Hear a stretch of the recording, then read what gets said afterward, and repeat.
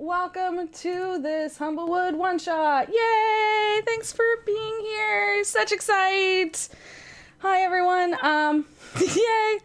Yeah, we have the Humblewood command in chat. If at any point you want to know, go check out the Humblewood Kickstarter. Go support them. It's so awesome. We're so happy they are here running, that they let us play their game. Yay for cute burbs and naminals. We are such excite. I'm Jess. This is my channel. I'm gonna go around and say hi to everyone, and then we will jump into the game. So let's start with Slayer. Me! Hi! I think most of you know me, and if you don't, probably good for you, honestly. But yeah, I am Slayer, also known as Ali, and you shouldn't find me anywhere, so okay, bye. I don't know what to say ever. So. Are we doing characters? Yeah, Yeah. let's do characters. So just say your character name and what you're sort of playing. I'll be playing Myrtle, who is a hedge, the cutest little hedgehog ever. Who's gonna be going around go. I like the sound effects already. Yes. Hedgehog sounds. And I'm imagining her as a hedge witch because duh. But she's a warlock. But she's a witch. So, you know. Perfect. Matt? Hi, I'm Matt. You can find me anywhere with my name, Matt_Abernethy. And I'm playing a Strig, which is a little, well, I mean, they're normal size, like humanoid bird owls, people owls. But I'm playing a small one, and he's very rude. And a cashier, which is probably why he's so rude. But he prefers to live like on the ground and not up in like the canopies of the Humblewood lifestyle. Awesome possums. I'm Jess. This is my channel. Thanks for being here. And I'm playing a doy. I'm playing a serva, which is the deer people. In case you're new here, you can go ahead and just peek at my emotes, which are all like antlers and deer butts and things. So yeah, that me. And I'm also testing out the new Humblewood cleric community domain. So you know your good dear mom friend just thinks you need to eat more. You haven't eaten enough. Come on, eat, mange. Yeah, that is me. And Jake. Hi, I'm Jake, and I'll be playing a little Gerbine, a mouse creature. He's a College of the Road bard. I remembered it. And so he's just interested in all the cultures around Humblewood and learning from his friends. And I don't know if I said his name, but it's Bramble Elderbark. He has glasses, and he frequently pushes them up to read all the little things he has to read at the store. Aww. And Jordan. Hi, my name's Jordan. I'm going to be dungeon mastering the game. You can at Made of Cartoons and sometimes behind the @the_Deck_of_Many handle on Twitter. I am like sort of the project manager, creative director on Humblewood. I didn't do much of the art, but I made sure that everything got a thumbs up from me, which was a really easy job because everyone was doing amazing jobs anyway. So thanks, Jess, for hosting, and I'm excited to. I've been running a Humblewood game for the folks at the office, so there's a play test, but we're all just playing burbs, so it's nice to see how some of the Humble folk have turned out. Should I also mention the thing that we're going to do? Yeah, go for it. All right, so we're going to do a little giveaway maybe at the second break. We're going to take 2 breaks, so just before the second break, we're going to do a little giveaway. We don't have any Humblewood stuff to give away because, of course, that's still in production, but we do have some animated spell card prototypes. So we're gonna do a little draw, and you'll win a set of them. I've got some of them here. You can see when they tilt, they move. This one on the front is actually a prototype from the Deck of Many Things, so it's pretty sweet. All right, and I guess without further ado, we'll get started here.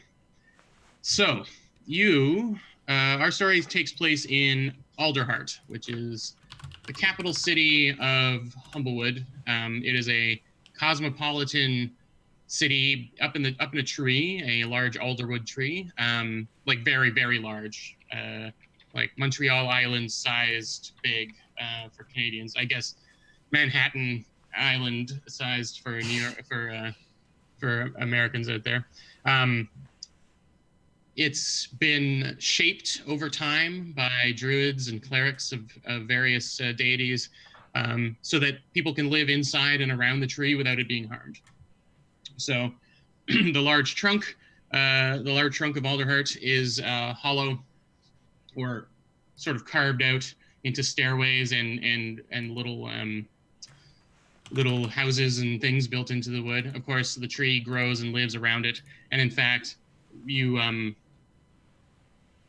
part of the process is communicating with the tree to make sure that it's okay with what happens. The tree kind of has to agree with every little reno.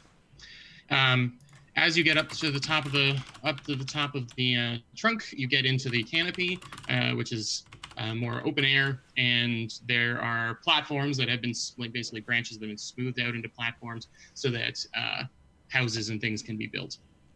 And that's where we find ourselves today, up in the canopy of Alderheart.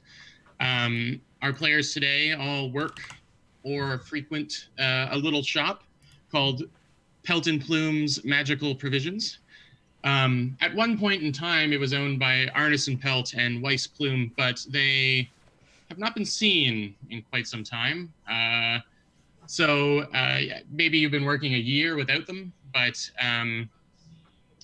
you've been working maybe a year without them. But paychecks have or coin purses have been turning up with your payments, and so you just continue to run the shop.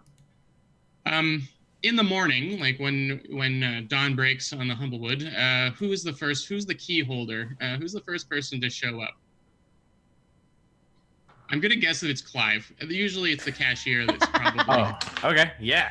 Are you cool with that? Absolutely. I mean, you could be mad about it if you want. I'm always angry about everything. Right, okay. So, yeah, it's got, this is a quaint little shop. It's been formed out of the tree so that it has kind of this dome-like structure to it. You're on one of the bigger branches. You're not on the central kind of platforms. You're on one of the bigger branches. And it's 2 stories. It's got some living space upstairs that was originally for Pelt and Plume when they still were here, but it seems to be empty. All right, so you have your little key. You push the door open and the bell rings.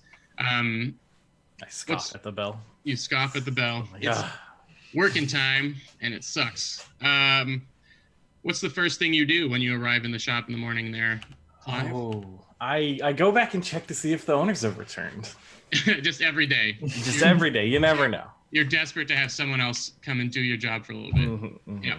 It's too early for this. Nope. The dust continues to gather on the doorknobs and the handles of their bedrooms upstairs. Okay. There has been no evidence, but there is this week's pay. 4 little pouches, or 3 little pouches. I work there part-time. You work there part-time? 3.5 little pouches are sitting behind the counter. I grab mine and I'll like strap it to my little belt. And then I'll come down and I'll start doing my inspection. I'll like climb up on the counter and kind of just stand still and like rotate my head all the way around and kind of just check the area.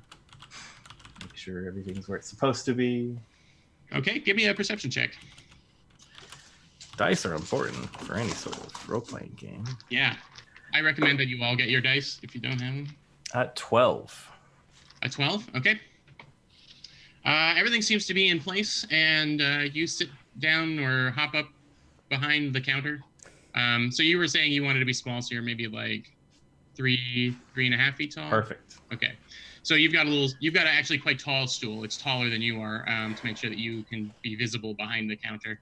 And that's where you sit down. Yeah, I'll start who's counting the, the morning till and all that fun stuff. That's right, yeah. Balancing it. Who would be the next to arrive? Bramble would probably make sure to get in early as he can. And so he'd walk in, probably maybe a couple scrolls with him. He takes his work with him because he's just so fascinated by every little thing. So he comes in, sets his stuff down, and picks up his coin purse. So Bramble is a bard of the road. What does he kind of look like beyond the the fact that you are a little mousy Yeah, man? so he's pretty small. He's got like a tawny fur. He dresses pretty nice. Think like maybe like Bilbo Baggins, probably. Very much like that. And Okay. he has very small like glasses that rest down on his nose, and he's very well kept. Are you Donald Duck in it? Do you have pants on? I hadn't considered, but Yeah, it's been. I think we're back at Humblewood HQ. There's been a lot of discussion about whether the birds should wear pants, and so I'm just curious what you guys imagined your characters as having. It's really up to you, and it's personally, as far as Clive goes, I like just picture the art that y'all already have for the little owl knight. His name is Riffin, so Riffin. Okay, cool. Okay, so probably pants, Jake. Yeah, pants. Okay, yeah. Cool. It's really important to my story that I know whether you have pants on or not. Okay. All right. So so you arrive. What is your role at the store? I sort of like catalog and take inventory of antiquities. Okay, so maybe also researcher kind of thing. Yeah. Yeah, that makes sense. So what's the latest thing that's been brought in that you were excited to get up onto the shelves? We got some runes and some scrolls that I couldn't quite translate.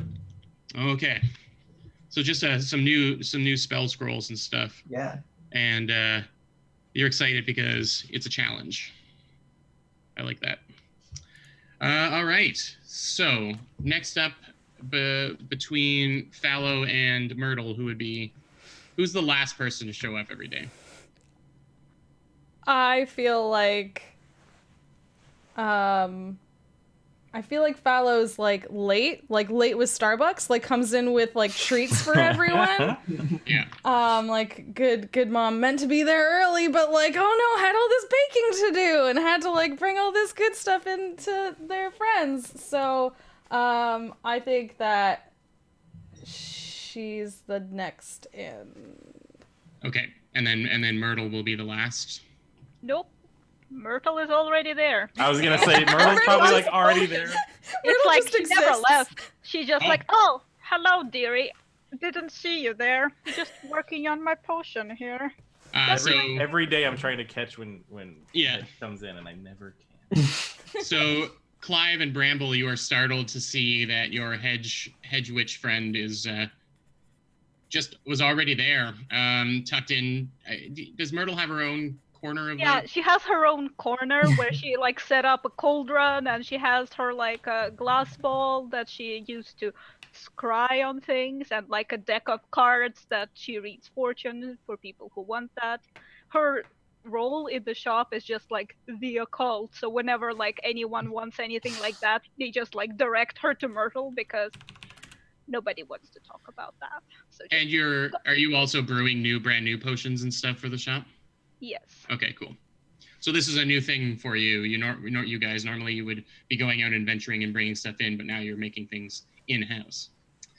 All right, so the bell rings, the door swings open. It's 10 minutes after open, and it's Fallow, and she's coming through, has to duck a little to get her antlers through the door. And you said you had some baked goods?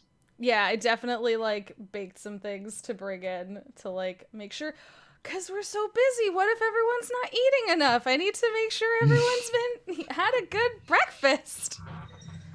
Everyone else looks around when she says that you're busy and there's nobody in the store.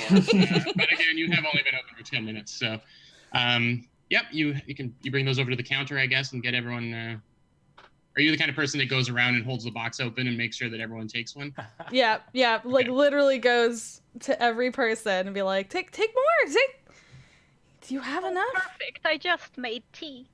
I have like a little staff that she works on. Like, would anyone else like some tea? Tea would be good. I just like do that little shuffle over. Grab my cup and then shuffle back. You get the owl shoulders when you move. Yeah. Right. Okay. I'll get everyone except for Clive to make a perception check as they are getting their days ready. Clive already made his. Nope. And actually, I'll have Bramble do it with advantage since you have the best knowledge of your stock. What'd you get, Jess? I rolled a 3 and I have +3, so I have 6. So no, I'm too busy making sure everyone's eating. You doubled your roll. It's pretty good. 14 total. 14 for Jake. 15.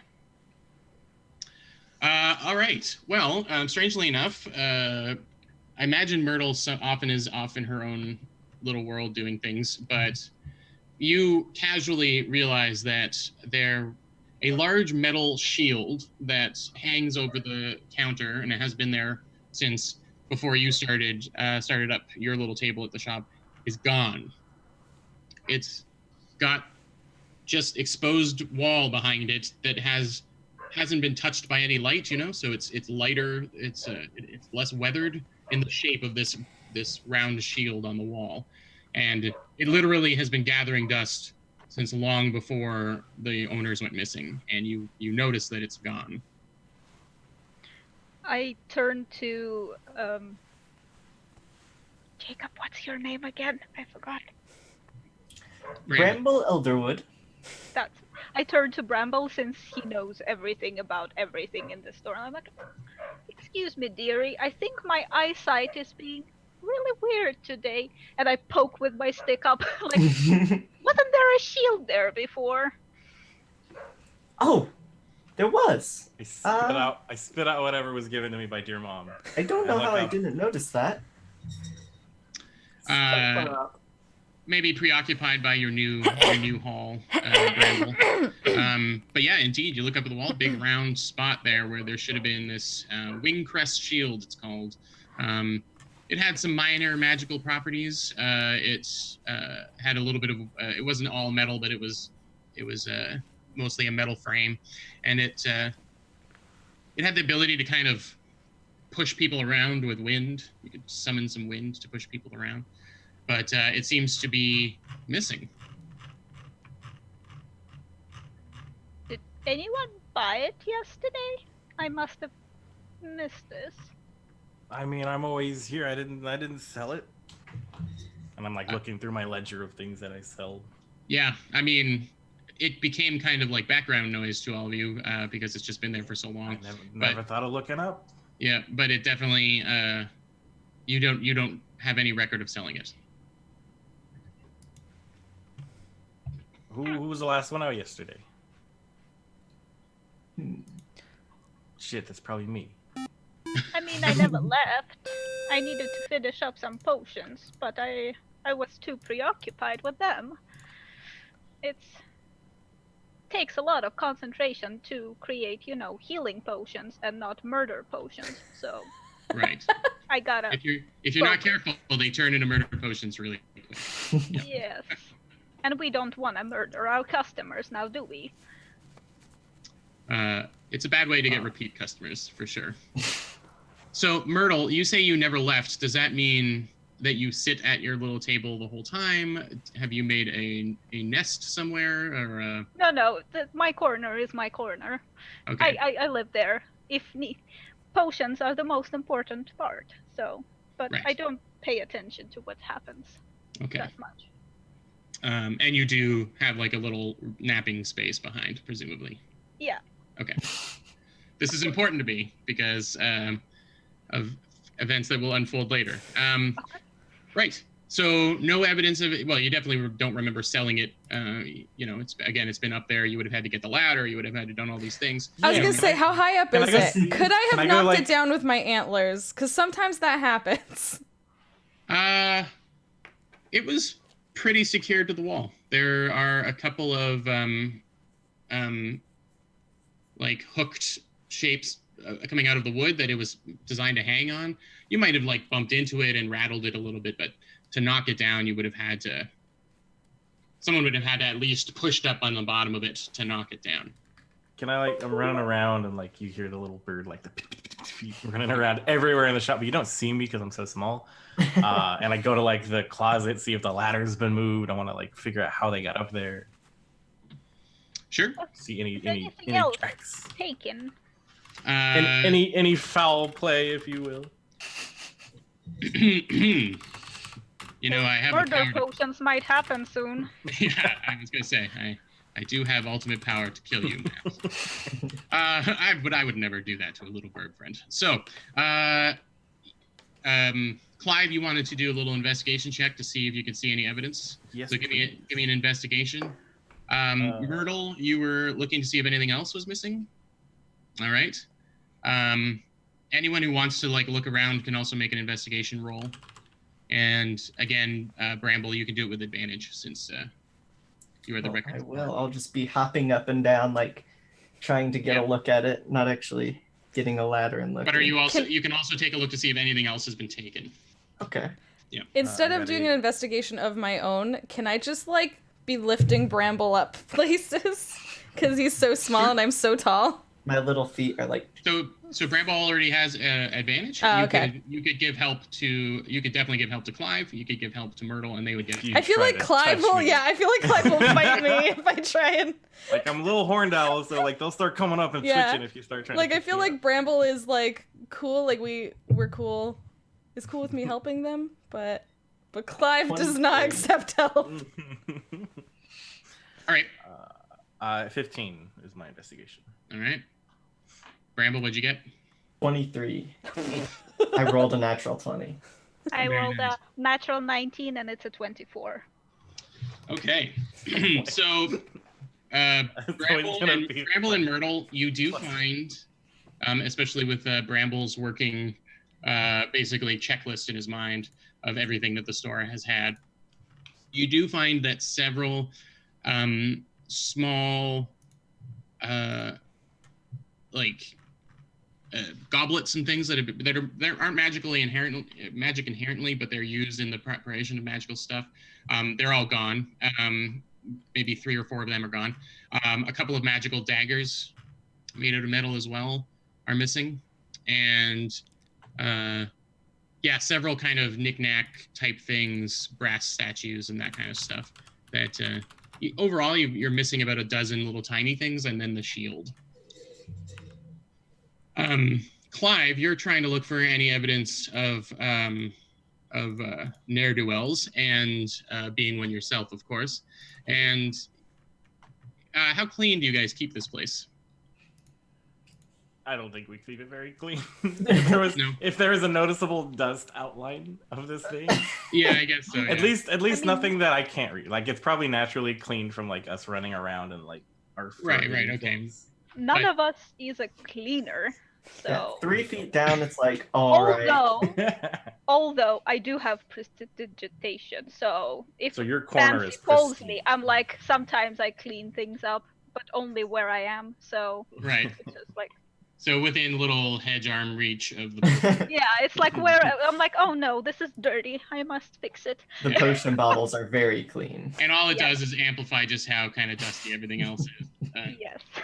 And I take like the same route everywhere I walk, so that is very dusted because just natural hedges and everything. So, Clive, you were looking around to see if looking for tracks, looking if they left anything. And you do find little boot prints, several of them, sort of moving around that have been moving around at the underneath where the shield was. And as you kind of low to the ground, you're kind of like scooting along with your head on a swivel, like looking to see where they go. And they do go to the places where those items that have been taken were stolen. And I'm like, aha! 3 sets of footprints came in the night, and seemed to have come in the night and absconded with some stuff. There is no evidence of like ladders or a use, so you don't know how they got up to the shield. I say we've got thieves amongst us. Amongst us? You think it's not in here, but out there. They were amongst us. They were amongst you if you slept here again. just close my eyes for a little bit.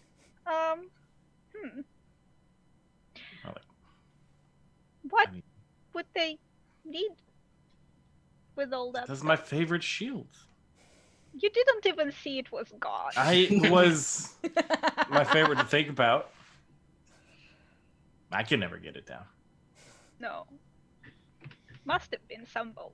But Oh. whoever did this is gonna get a face full of feathers. Quills. And I go like... A ruffle.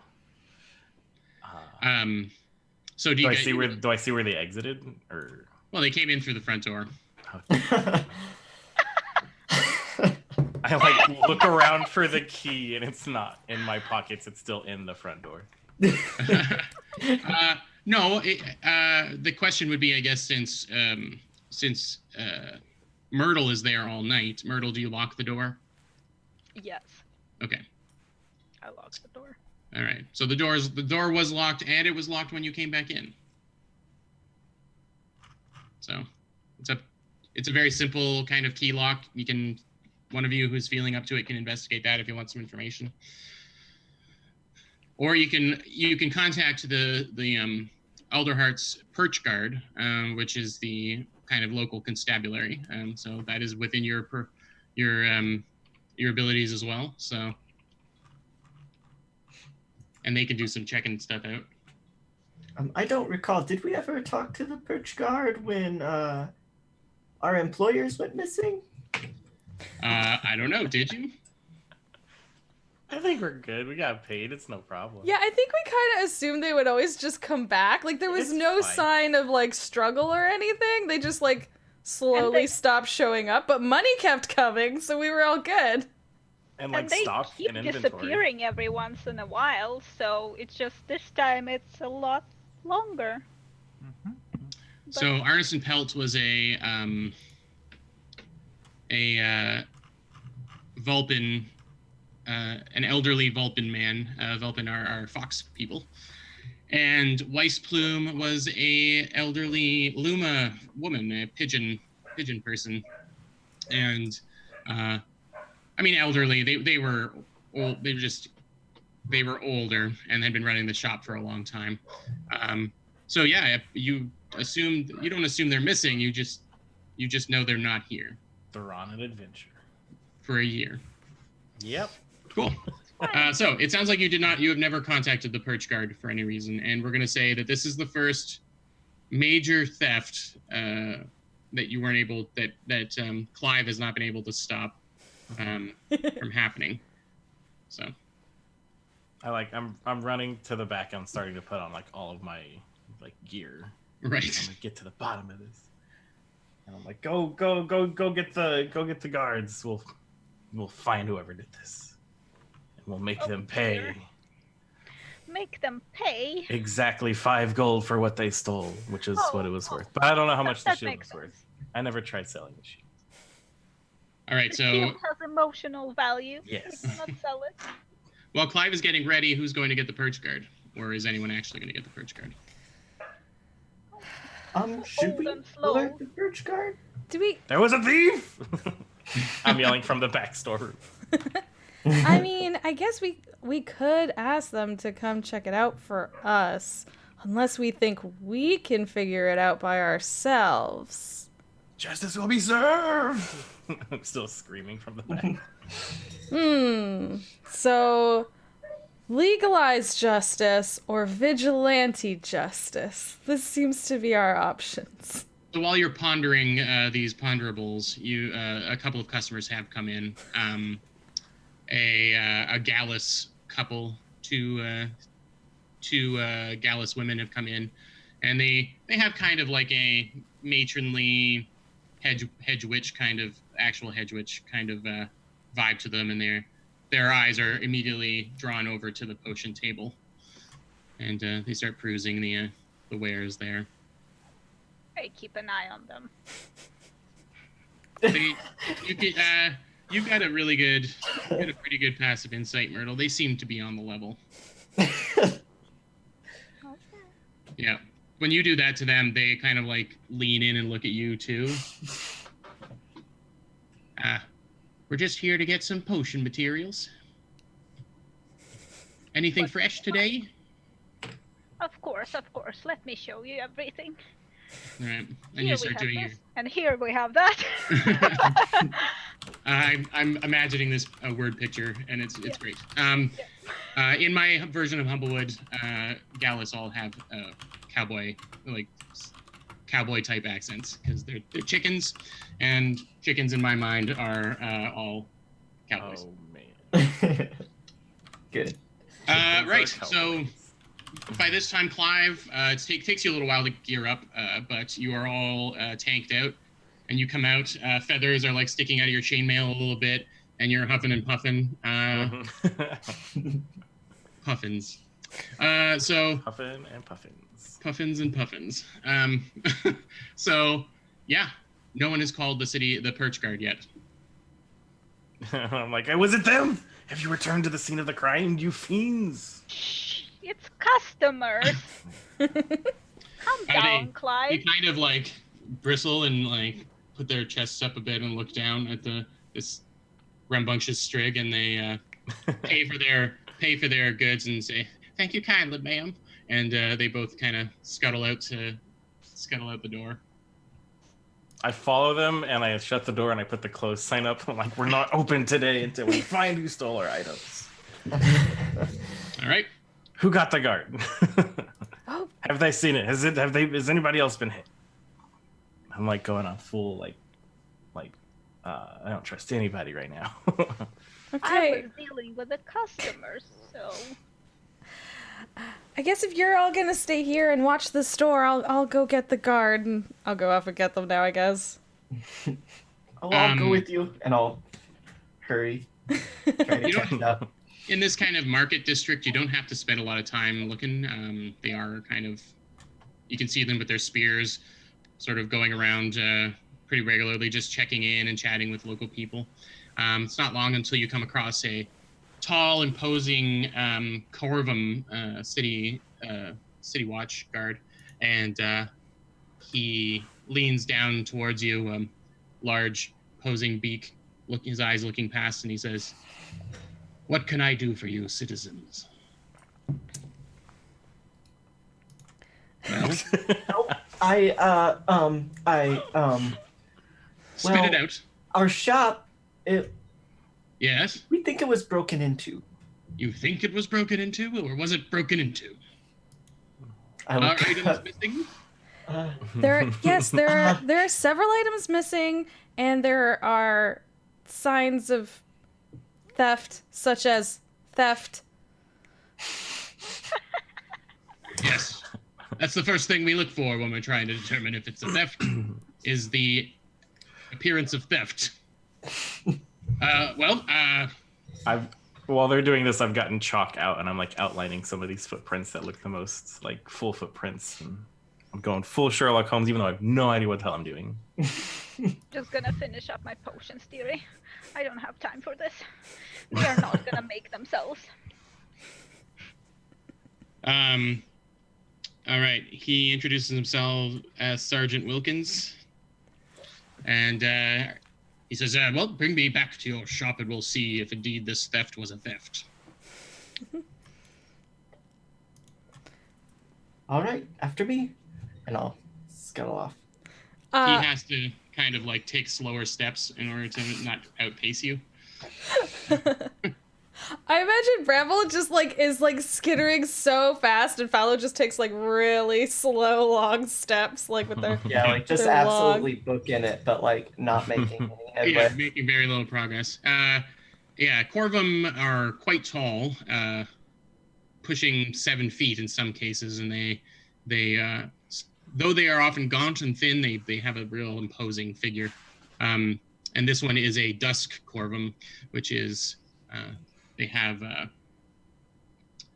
lot of shadowy. Their plumage is very dark, and it's difficult to track them at night. So you get back to the pelt and plume. Did you say they were really gaunt? Yeah. Can I offer them a breakfast muffin? On the way? Yeah, I still have some on me. I just like hold it out. I'm like, you look like you could use something to eat. Please? It is a friendly offering and not a bribe.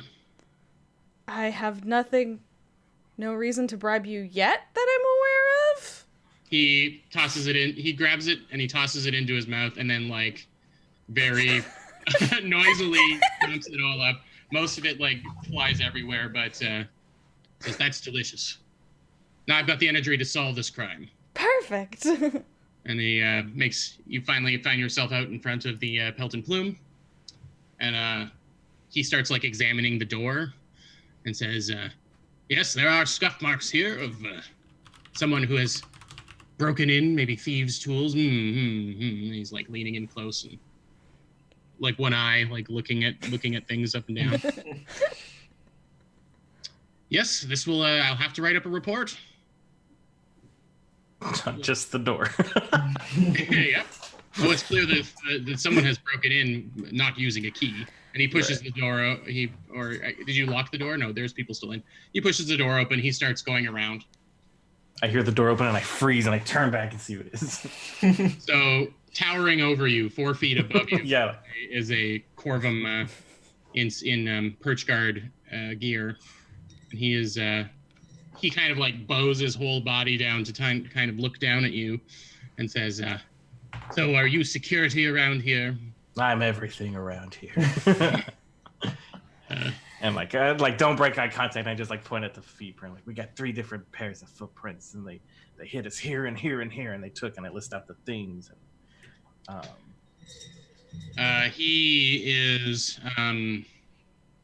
He starts like investigating. He pulls out this magnifying glass, and he's looking at different things all around.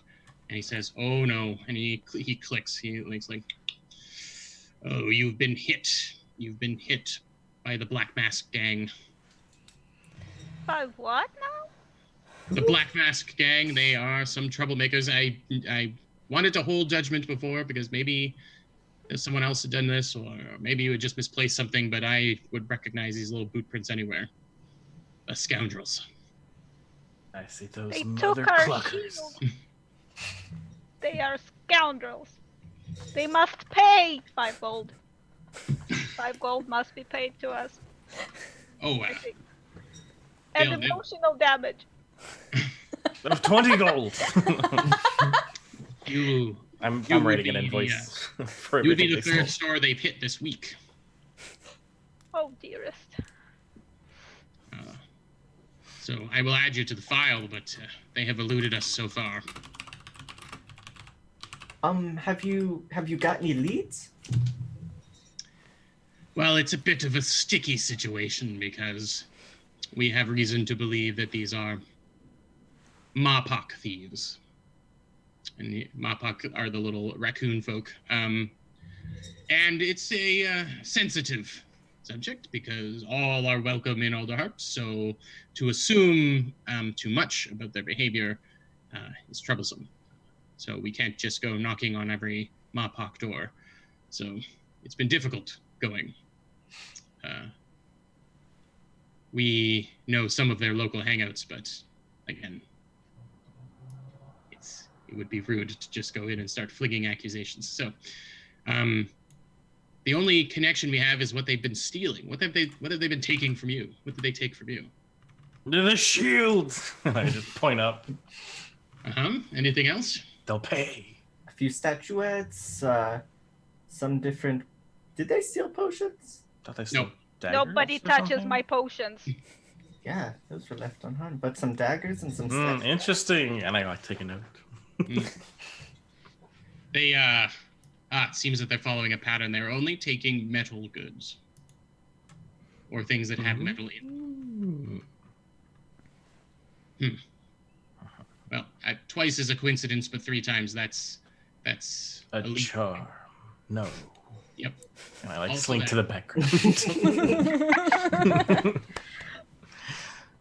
So, Do we? Yeah, I want to ask. What were the other stores that were hit? Maybe there's not a connection in what was taken, but maybe in the trail they're taking things in.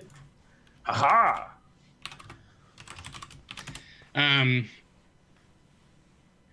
Well, the worst hit is Henry's Arms, an armory that.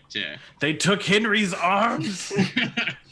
Well, they took many of his arms. A lot of the things that he has manufactured. Oh no, not his physical limbs. No. I like have a little like breathe. I'm like, that's intense. They took. No, his they stole armor and shields and weaponry. His arms. And then another smaller shop similar to yours. He names it, and I'll come up with it in a bit if you really want to investigate it. But small metal items all went missing. And what's our rival shop? Is that Henry? Okay, yeah. Let's say it was your rival shop, and it was what was the joke name that you had in the chat, Matt? Oh God, Bird Bath. Bath and Beyond. Bird Bath and Beyond. Yeah. I'm like, well, maybe this isn't a full tragedy, but still, they will pay. And you have a rival there, What do I call him, Walter? Sure. A Corvum cashier named Walter is your rival. Their flight. Yes. So I guess you can be lucky that you weren't a more involved store with metal because Henry's got really hit. Well, I will bring this back to the Perch Card HQ, and we'll make sure that your information is all added to the ongoing case, and hopefully, in the next week or so, we'll have some more news. Do you know why they collect all of this metal? I have a guess, but it's only a hunch. I would think that maybe they can melt it down, and make it not look like what it was before. It makes it easier to sell or fence. That would be my only guess. Or they're arming themselves for some kind of thing, but I really don't see that happening. Is there a new all metal stuff store in the community somewhere? By any chance? Like a brand new, just opened today? Brand new, just opened in the last several thefts. Just metal things.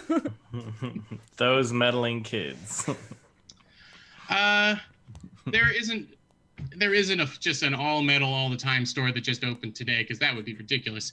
But there is a weaponsmith that specializes in engraving and metal weapons that which I guess is a place that is all metal all the time, so I lied.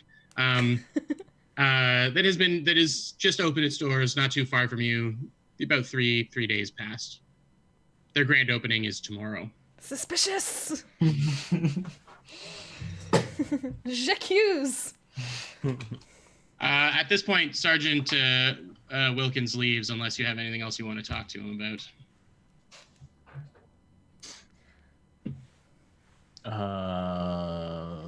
Please take another muffin. He does, Yes. and it's all over the floor as he leaves. I'll I try. have no idea how a bird would eat a muffin, so. I'm watching every crumb hit the ground, and I'm getting fuming with anger. I'm like prestidigitation. all the crumbs. Okay. Yeah. So, you'll have some information in a week, he said. Weak. Yep. In a week, it's not swift enough. And I get mad and I just run to the back and I'm gonna go do what I do to cool down. I get to pick a artisan tool set that I'm proficient with, so I paint my feelings. Oh, that's nice. And then I break them. Oh. I break the paintings sometimes. You paint an image of the person that upsets you, and then Yes. you snap it. Yeah. Okay. So I'm That's- drawing like 3 of whatever I think these blast mask gang people look like. That seems like a healthy thing to do. Do you just So- punch through the canvas, or do you Yes. like break the whole frame? No, I'm proficient with improvised weapons, so my paintbrushes become daggers. And I'm like, That's very concerning what he does back there. Yeah. I always get a little worried. Oh well. But then I always draw like a sun with like a smiley face and sunglasses. And That then you break somehow it. makes it worse. I know that's the only part that like doesn't break. Oh. It's always Is a untouched. happy, cool son. Uh-huh. Fair enough. So maybe you're staying closed right now. What do you want to do? Do you want to pursue a lead? What are you doing? A week seems like an awful long time. I think we got to take this into our own hands. Maybe, yeah. And hooves. So we decided that the Serva in the illustrations are going to have kind of hands like this. So they have Oh, I like that. goofiness. Okay, so they do sort of have hands, but they're kind of Yeah, like yeah, of course. They don't just have like hoof hands. feet. You can't do Like, anything. let me pick up my sword. Okay, so it's not the full extreme of the gif of the deer where it takes off its hoof and it has a full fingered hand. It's Yeah. not that bad. It's more reasonable where they have like little like by. Or is it Animal Crossing, like villager physics, where like it's just a fist and like you hold things, just you just tap things and you're holding them. Yeah. No, you've got the Ninja Turtle hands. Okay, I like it. I'm happy about this. Alright, I'll scurry back to the back and come back with a large city map that I have and place it on, if we have a table or a counter, but I can probably reach the ground easiest. So I'll just throw it on the ground. Sure. And you would like to put pins in the places? Is that what we're doing? Connecting them with straw? This is the murder board. Yeah, we're plotting it out. Like they hit this place, this place, this Yeah, place. are we where's like this can we like acknowledge every place that's been hit so Triangulate. far and then other places that are like selling like a ton of metal stuff? Like, So the three that were hit, your store, Henry's Arms, and Bird Bath and Beyond, you're all in the market district, and they are all maybe a couple blocks away from each other. So it seems like if they are in the neighborhood, they're not far. Their headquarters is not far away. it doesn't make like when we pin everything, it doesn't make a perfect like arrow. Like We don't try it. Into like this like center where they all hang Yeah, out. ping the cell towers and find where the call came from. This isn't some kind of fantasy world, all right? So things don't just they don't work like in the movies, but you do kind of get like a general area of where they could be going in. You only have 3 pins, so none of you are any experts. Didn't know we'd be doing this today. The pins are really Yeah. No, it's fair. It's fair. Nobody plans to be maybe robbed. Other stores that would like sell similar items. Yeah, there was one new one that just opened up, a weaponsmith that I had mentioned to Fallow. Mm-hmm. And they're right across the way. They're called Pointed Stick, the Pointed Stick Emporium.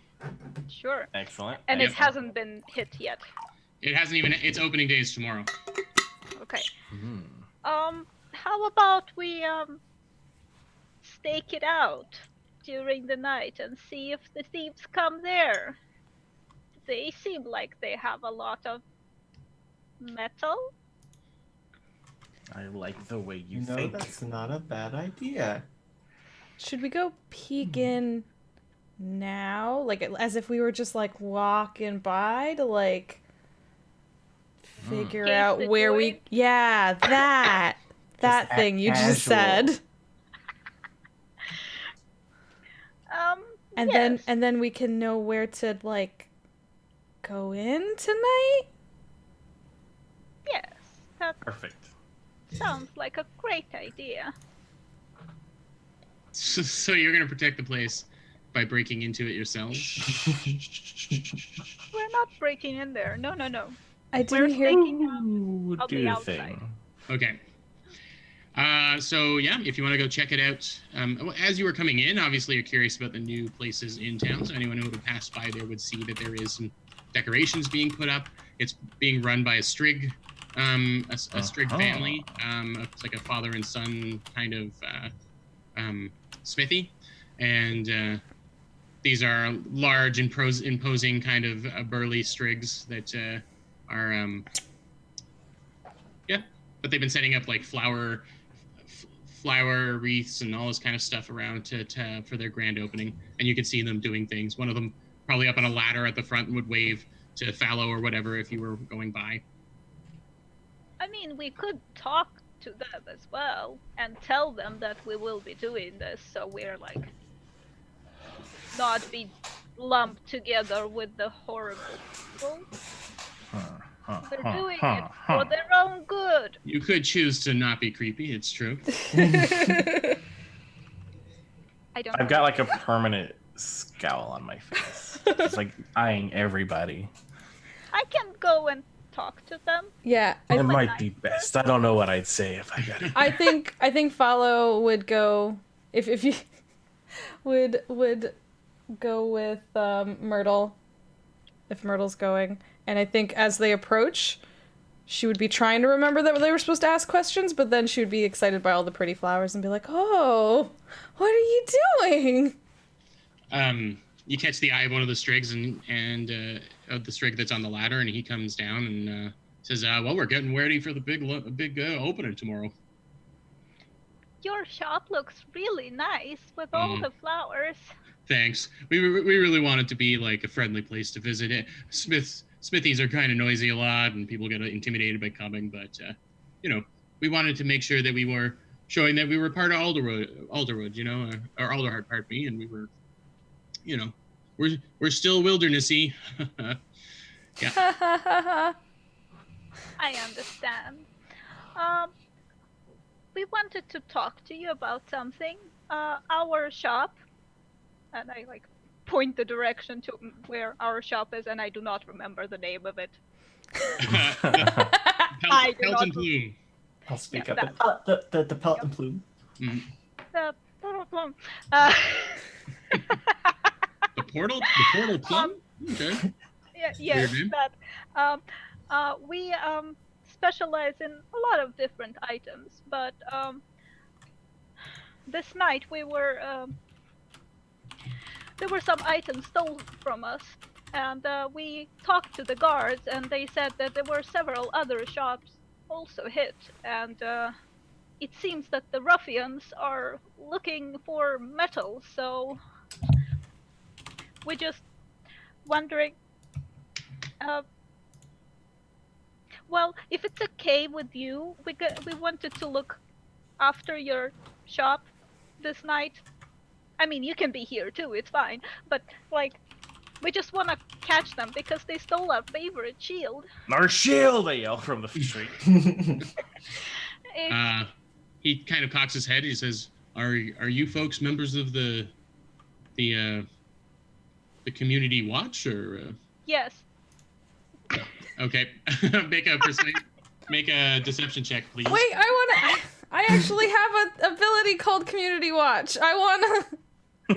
As a community cleric, I actually have that skill, please. Okay. I mean, you can just add You them. have Scout's honor. Like, yes, I am. Yeah, this is me doing Scout's honor. Scout's. Right.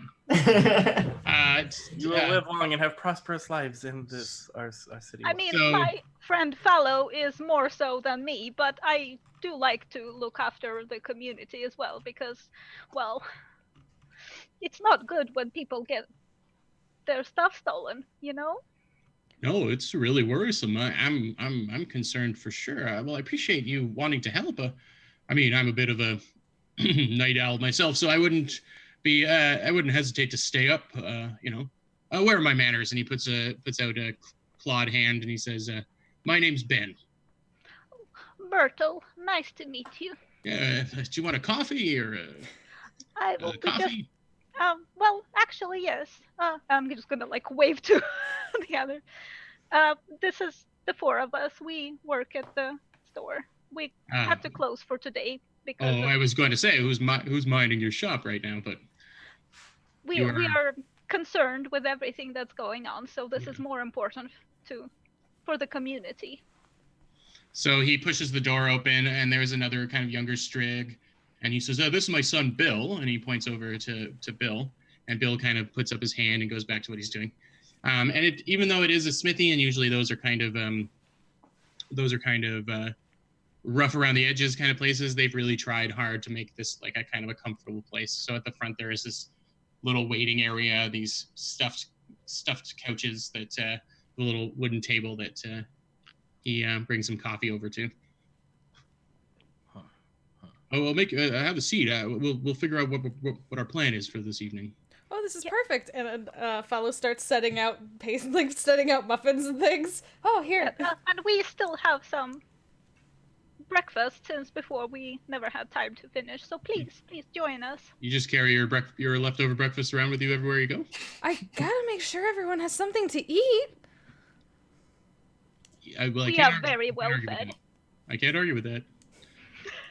He pulls over like a little stool and sits down on it, and these Strig have like big broad shoulders, and he's got his hands on his lap, and he's kind of looking around at you. So we're doing a stakeout, huh? You really think my place is going to be the next place that's stolen from?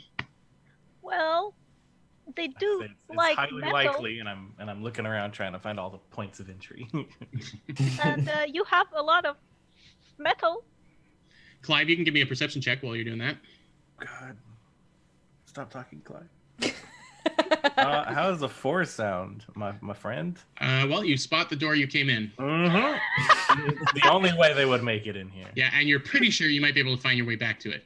Uh-huh. You're about 75% sure you can find your way back to that door. Sorry, I missed what you were saying there, Myrtle.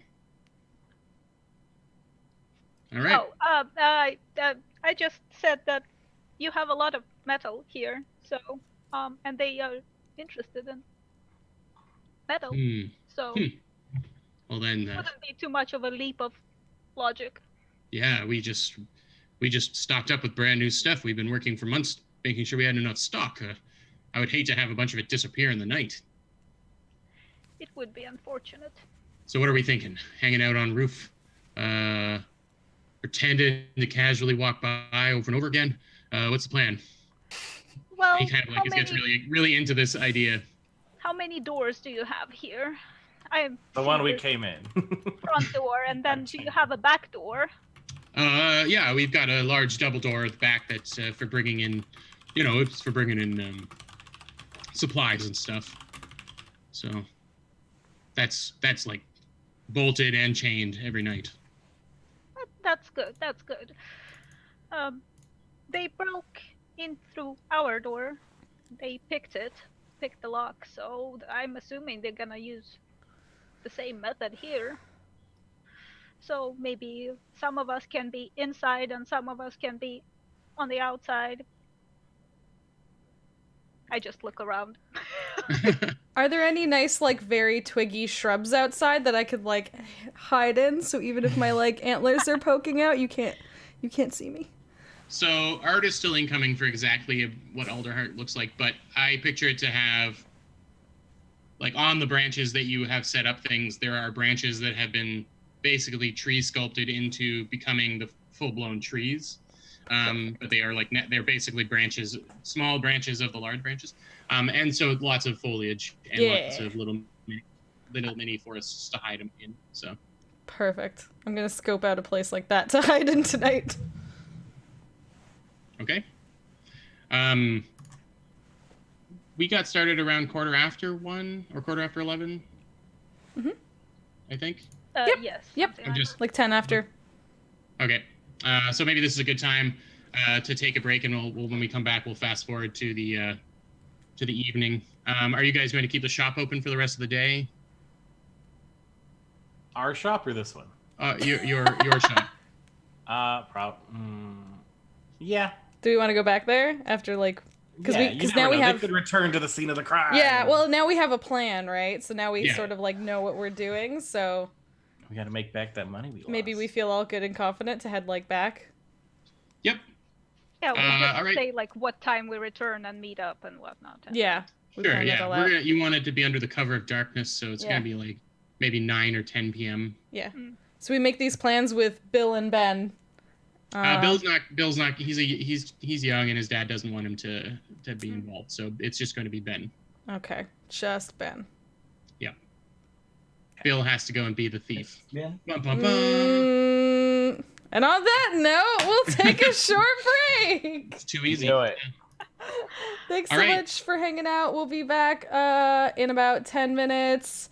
And we're doing the giveaway on after the next break. Yeah, we'll do it after the second break. Or I guess we could do it during the break. We can get the. We'll get them to say the word in the chat during the break. Mm-hmm. Okay, cool. Thanks for watching, guys. See you soon. We'll be back.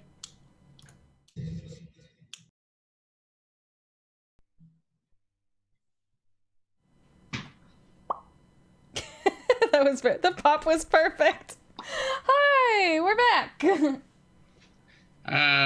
What made the pop sound? A mat mouth. Oh, okay. I gotta look over at you guys more often. All my GM stuff is down here, and then We're so exciting. cute. Why aren't you guys looking are- at us? We're amazing and hilarious. I know you're more interesting to look at than the monsters I'm going to kill you with. Here, I'm moving you closer. Plural. Great. Yep. Little fuzzy What are raccoon the monsters. cute monsters that are going to Yeah, kill yeah. us? Then it's Yeah. fine. I'm curious to see if you'll be able to harm the woodland creatures of Alderheart, but we'll see. Okay, so we are back, and where we left off, you had talked to Ben of.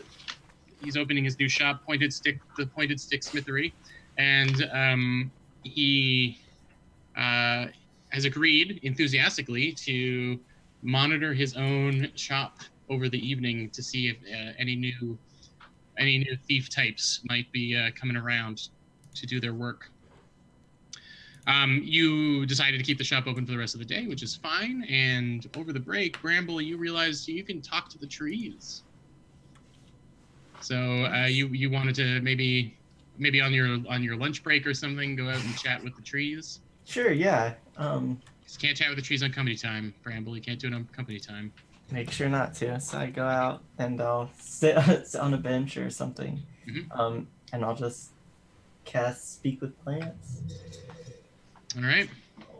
What does that do for you? I mean, I know it Okay. lets you speak to plants, so. I imbue them with limited sentience and animation, giving them the ability to communicate with me and follow simple commands. I can question them about events in the spell's area within the past day, gaining information about creatures that have passed, weather, and other circumstances. Okay, so which tree are you targeting? Are you targeting Alderheart itself? Oh, that's intense. That seems heavy duty. Is there Are you like gonna- a smaller tree just like in front of our shop? Yep. Yeah, there's a few that are within, like, if they had eyes, would be within visual range of the shop. Alder ventricle. We don't need the whole heart. Yeah. I'll just ask this alder ventricle, if they've seen anyone that isn't us come in. So you walk up to what is technically Alderheart, but Yeah. is its own kind of growth, and a knot on it sort of twists into like the semblance of a bit of a face. It's kind of like twisted, so it's not quite. It's talking out of one side of its mouth, and you ask if it has seen anything. Yes. Hello. Have you seen anything out of the ordinary? Particularly at nighttime at our shop? I had some squirrels. They normally sleep, but they have found their way to be busy. They kept me up all night. I was trying to shake them off, but is it squirrels you're looking for? I don't think so. I'm sorry that happened. But since you were awake, I guess, did you notice anyone go in or out of our shop? Just right there? While we weren't in business hours during the night? Another knot. So far, it just has a mouth, but another knot kind of opens up, and it forms just like a little bit of this strange little wooden eye, and it kind of peers over towards the shop and says, "Nighttime shop visitors, eh? I saw some little bandit folk. They seem to have the key. They found their way in, and they left with some stuff. I think they're in league with the squirrels." Naturally. That makes sense. Well, thank you. You've been very helpful. Well, Can I get your name? I was rude and didn't ask that. I'm sorry. I have never had to give a name, so you can call me No Squirrel. Nice to meet you, No Squirrel. Mm. My name is Bramble, and I will just like if I see like, I'm not gonna shake. I'll leave. I don't know what that's. Shake a branch and it's. I'll just wave. It just looks at you, and as the spell fades, its face contorts back into just the knots that formed it. No squirrel the tree. No Squirreldamus. All right. I'll go to eat the rest of my lunch. Realize I used all my break and walk back inside. All right. Unless there's anything else anyone wants to do during the day, we'll fast forward to the evening where the neighborhood watch engages, and you will be keeping an eye on what's going on at Pointed Stick. I want to make everyone dinner before we go out on our adventure, because I can't let everyone go out on empty tummies. That's my only thing. Cool. So tell us about this. Tell us about this lovely new ability you have that you're using. Okay, so as a good deer mom and a community domain cleric, which is the new one of the new Humblewood cleric domains, I have my channel divinity is Magnificent Feast. So I can actually prepare a feast. By spending 10 minutes, you may create a number of delicious, well-prepared simple food items equal to your wisdom modifier. So mine's 3. So I'm going to make 3 really good, nice things for my friends and like just a simple meal for myself. Just like as I'm cooking, I'm eating some of it, but it's not fully prepared yet, so I don't get the full like goodness of it. And these food items last 8 hours. They will never spoil. If they have not been consumed within 8 hours, they go away. Eating food created in this way takes an action and provides whoever eats it with a healing equal to 2d4 plus my cleric level, and it can remove frightened or poisoned conditions from people. So they can eat my food in battle and feel a little better. All right, so you kind of got a little choppy on my end. You made what for them to eat? Oh, sorry. I didn't say exactly what I made. Right. What would I make? What did you make? It has to be something portable, right? Yeah, well, all I said was that I didn't get the benefit because I was just eating the ingredients as You're I making prepared one it. little sack dinner for each of Yeah, them. exactly. I'm making little prepared lunches, like little bento boxes almost, like little Lunchables? Yeah, little like Lunchables for my friends. So I'm preparing these nice little like set like like a cheese and cracker board almost. Right. Like, Charcuterie. well, like with some berries and nuts, some like fruit, and I made those crackers myself, and little granola bars for on the go. I'm imagining during a battle someone reaching into their backpack and pulling out a Tupperware container and scarfing it down for magical healing. Only takes an action. Yeah. Yeah, I guess it should be something simple that they could just eat. So it's it's fine. It's really, that's what you want it to be. That's absolutely I make a nice dinner, but then everyone also gets my 3 friends get a little package of like trail mix, homemade trail mix, and I like roasted the nuts myself, and I like dried the fruit and like. Perfect. That's really great. All right. So what is your plan? Where are you guys all going to be outside? Like, so your shop, it has a little accessible roof, so you could be up on the roof to look down. It would be maybe wise for your Strig friend to be up there because you could easily glide down from there without a problem using your glide ability. I hate heights, though, is the thing. Okay, forget that then. I will be inside because I am frail and old and very slow. So I'll be just staking out in the shop. Okay. Ben also insists on being inside so that he can defend it if anyone does come in. Do they have like a flower pot? I want to be in the flower pot and look like dirt. Like a plant on top of your head. Yes, exactly. Sure. Perfect. Give me a stealth roll.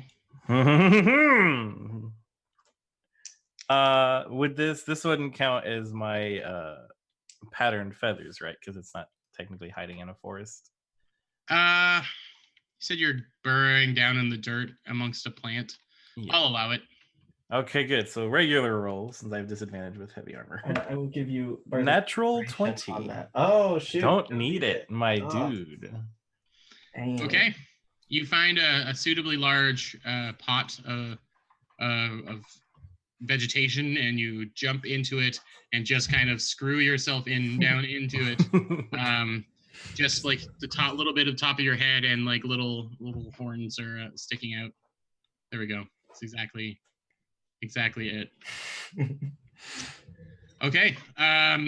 So we've got Myrtle inside. We have Ben inside.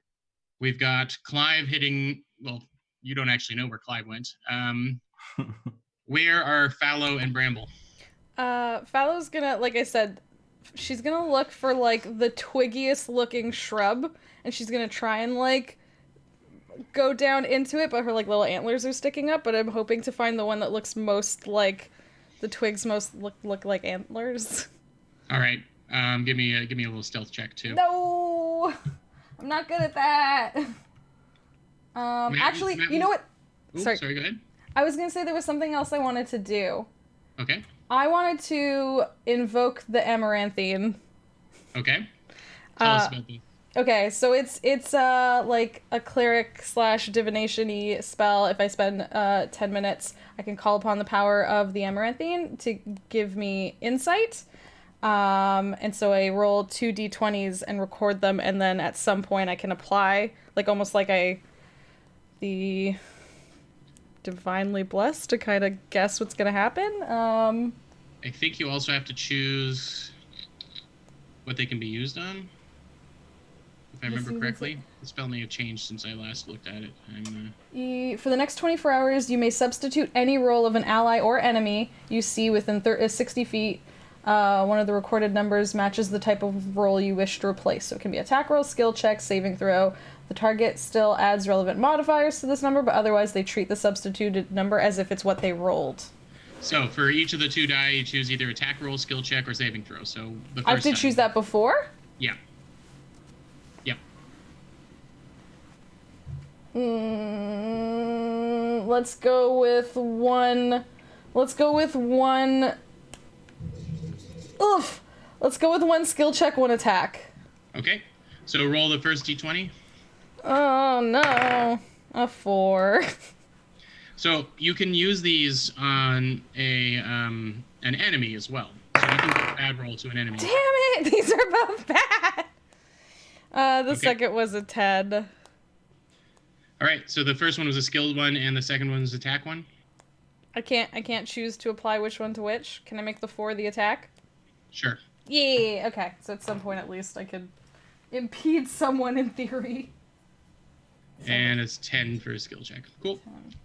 10, 2. So the Amaranthine are the gods of the Humblewood universe, and there are many bird gods, and also each of the Humble folk has their own god. Or I don't remember if you decided to go with the serve a god. Yeah. Jess? Kareth?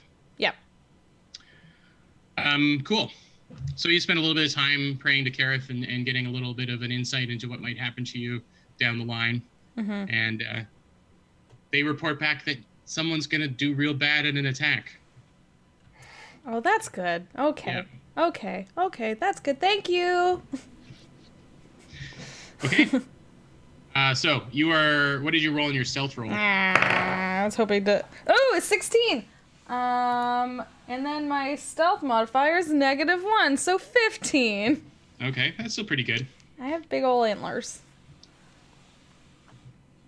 And you rolled a natural 20, Matt. What was the total? 21. Okay. All right. And then last but not least, Bramble, where are you? Is there like I'm gonna be outside. Is there maybe like a trash receptacle or something that I can just jump in and be hidden? Sure. Yep. You Then jump that's into, what I'll a local garbage can. I'll And you're attempt inside. that. Shouldn't be full because they are not open yet. Fair enough. I will say that you are hidden. If you have the lid, you're going to keep the lid down, or you're going to be peeking out. I imagine like the lid's like partially down, but I'm peeking through. Okay. Do a stealth roll with advantage, and then yeah. All right, same thing. So 19. 19. Okay. 19. You're actually all pretty well hidden, so that's good. Haha, maybe My too small well. powers. Yeah. Actually. You don't even know where each other are. All right. So about 8:30 or so, you all get into position and you start waiting. Do you have any means of communicating with each other? I have That would have been good. Yeah. Sorry. Slayer, you said you had message? Yep. Okay, so at least one of you can talk to the others, sort of. So I can like check in because they can answer. So I like check in every once in a while if they're seeing something. Okay, perfect. Half an hour goes by, another hour goes by. It's 10-ish. Doesn't seem to be any action until The suspense. sorry, I have to roll something. A not really super quiet little group of like very young Mapok. They are children. Maybe the human equivalent of 10, 11 years old. I'm a punchy kid. I'll do it. I don't care. The three of them are they're about 3 feet tall each. They start going up to the front door of this. You are all alerted to their presence. They're kind of squabbling amongst each other. There seems to be 2 little boys and 1 little girl, Mapok, and they are they're like, I'm gonna get the door. It's fine. Just someone give me a lift. And then the other one's like, no, I'm gonna do it. I better get the door. And they're just like fighting over who does it. And they're the tree. So my the way I pictured it is the pot is next to the door, so the plant is just slowly going to turn towards right. And what would I say? I'm just gonna quite like, you little shits, and I jump out. Okay. They definitely don't know that you're there. Any of you are there, so I'm gonna get everyone to roll initiative against the little children. Oh man. That No, sounds why great. are you making us fight tiny cute little raccoons? Initiative does not mean that you have to fight. It just That's means true. that things are down to the wire here. So, Oh. so if you guys can 8. Oh.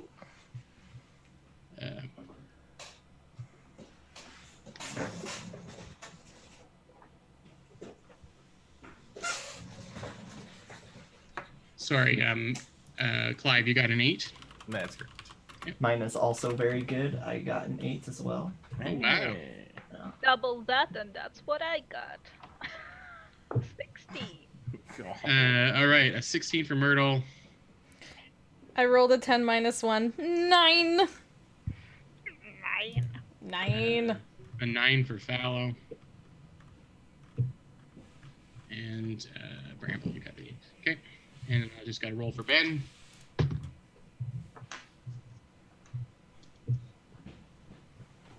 Cool.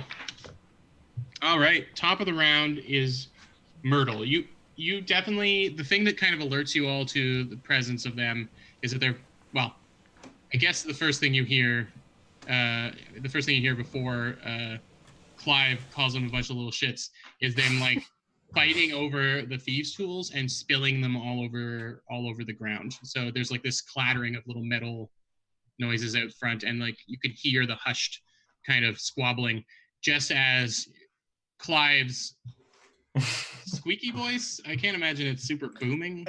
I mean, if I could do accents, it would be like basically my voice, but real thick, like from the Bronx. Right. Okay. So kind of it's a bit of a spooky scream as you yell out, "You little shits!" at these things. So that's happening just outside the door. Myrtle, what would you like to do? Walk out, like open the door, adjust my glasses, like, excuse me, what are you think you're doing over here? So you just straight up open the door Yep, onto all I'm of them? like, ka-chang! Does it open in or out? You're We're doing? gonna- Now it's opening out. Just swings out, hits them See all. my motion? It's out. You're pushing the out onto them. Yep. Two of them were standing on. One of them was standing on another one's shoulder, and they get like pushed. They fall back onto the ground, and then the last of the thieves' tools get scattered everywhere. They can't respond until their turn. But is there anything you would like to do with your action? You can clearly see them now. They are a bunch of little kids. Again, between the ages of 10 and 12, human equivalents. I think I'm just gonna pick up the thieves' tools that are closest to me and just like pick them up. So And they're- just tut at them like and gather everything up. Okay. Yep, and put them in my pouch. 3 thieves' tools.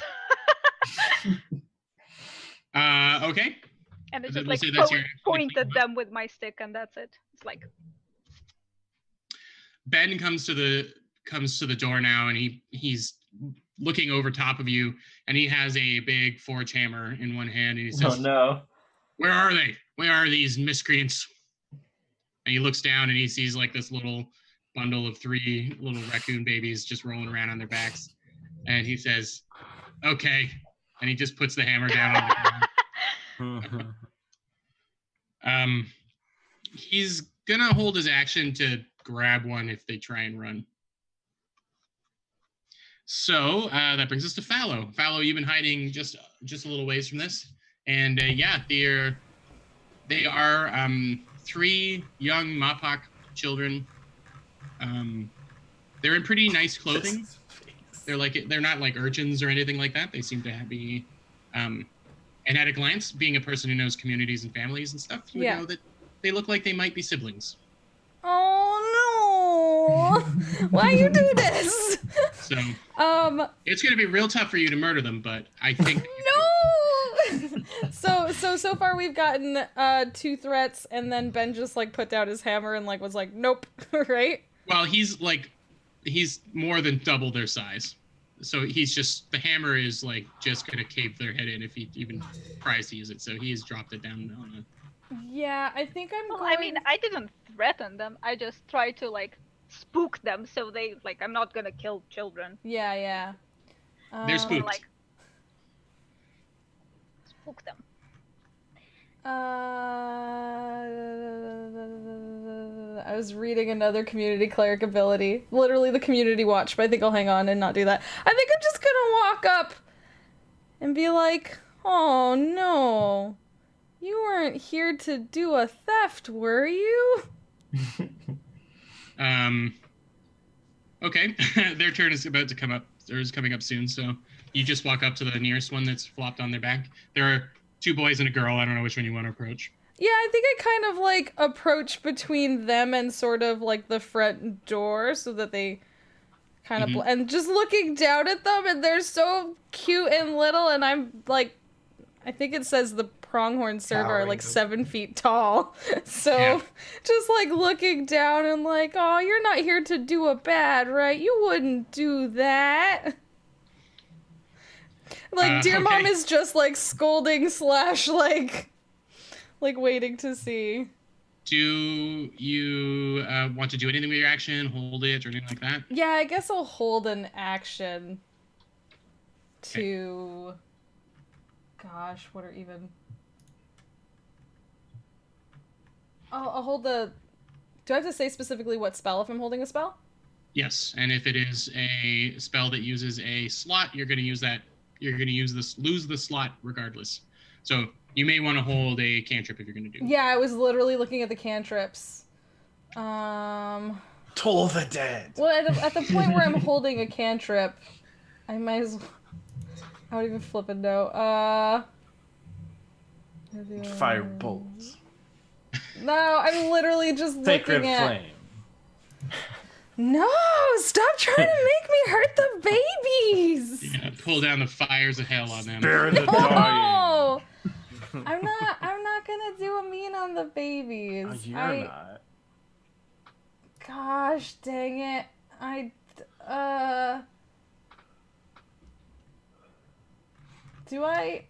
Is doing your channel divinity an action?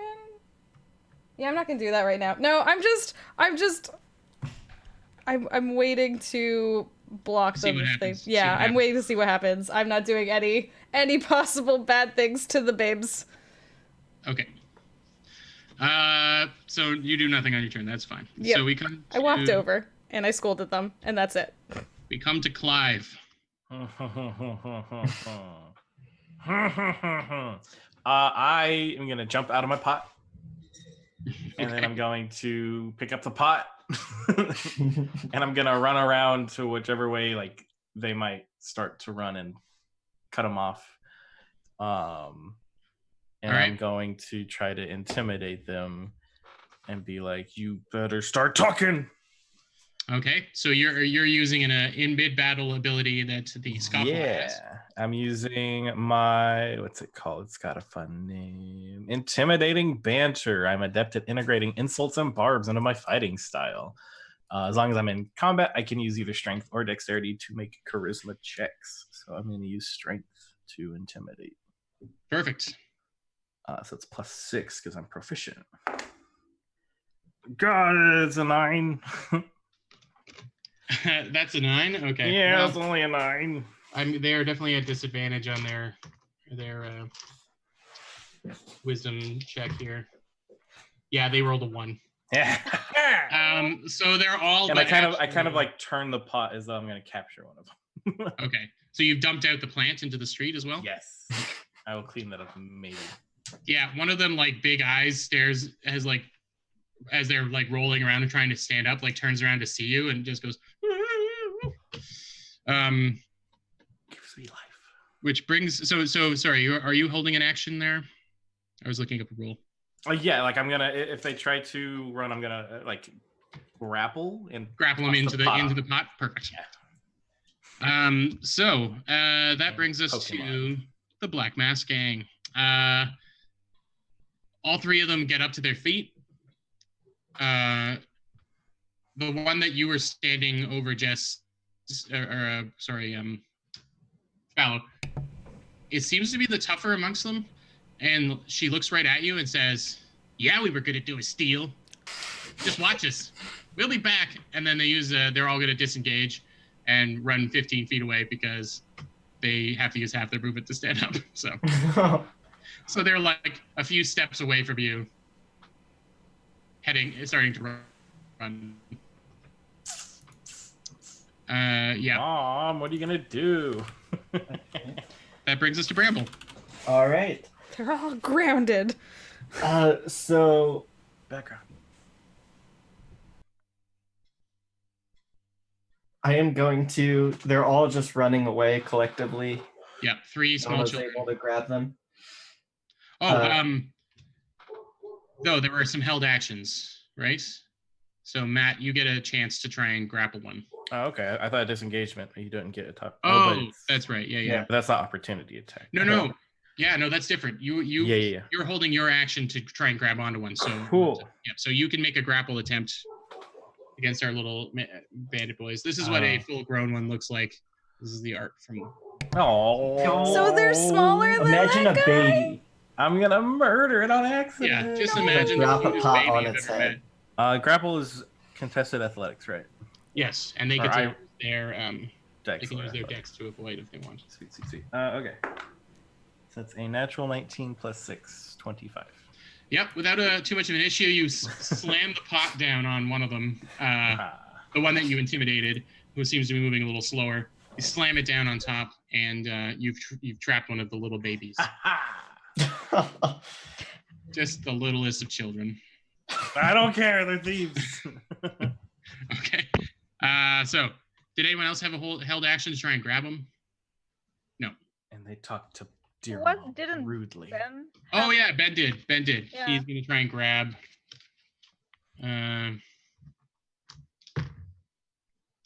They rolled a 1 and he rolled a 5, so Ben just reaches out his clawed hand and grabs onto the collar of the young girl that was sassing the cleric, and just like very easily lifts her up off the ground, little feet kicking everywhere.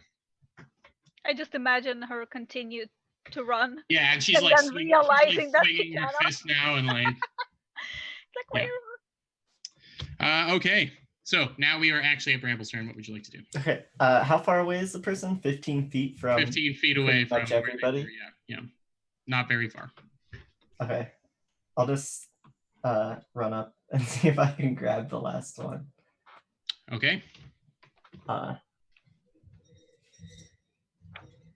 Actually, no, I'll just cast sleep on him. Damn. Okay. Roll those dice. It's past your bedtime. Yeah. Oh, I didn't Wow, have a that's cool. more than what I didn't thought have it a was. cool thing. Yeah. When I capture him, I'm like, we're working 9 to Clive. Gosh. What is it? 5. You can take a point of inspiration, Matt. Yes. 30. All right. How many hit points did you roll? That was 30. That's more than enough to put the little baby to sleep. You're and obviously you're circling in a certain spot so that only. Yeah, I was gonna put everyone to sleep, hopefully. Yeah. So the last young Mapak is like. Falls just face down onto the, and then he like curls up immediately and like into a little sleepums. Okay. All right. A ball You've now of fire. captured and or forced to asleep or abducted a bunch of stuff. What would you like to do next? I mean, we won. It's over. We did it! Da, da, da, da, da, da, da, da. Ta-da. The one inside the pot is like sobbing. Ta-da. Is sobbing and banging their fists against the inside of the pot. The one that's kicking and screaming, the young girl, is just like she's spitting and like clawing everywhere and kicking everything and calling everybody names. Words that little kids shouldn't know. Oh no. Ben's like, what do you want me to do with this one? Can you calm down? You asking her to calm down? Yes. No, I can't calm down. Put me down. No. You I'm were in. trying to steal from us. You don't know what we were trying to do. We didn't do anything. Sure. And these thieves' tools are just for fun then. We were just gonna practice on your door. That's illegal, young missy. Well, I don't really care. I don't have any respect for the law.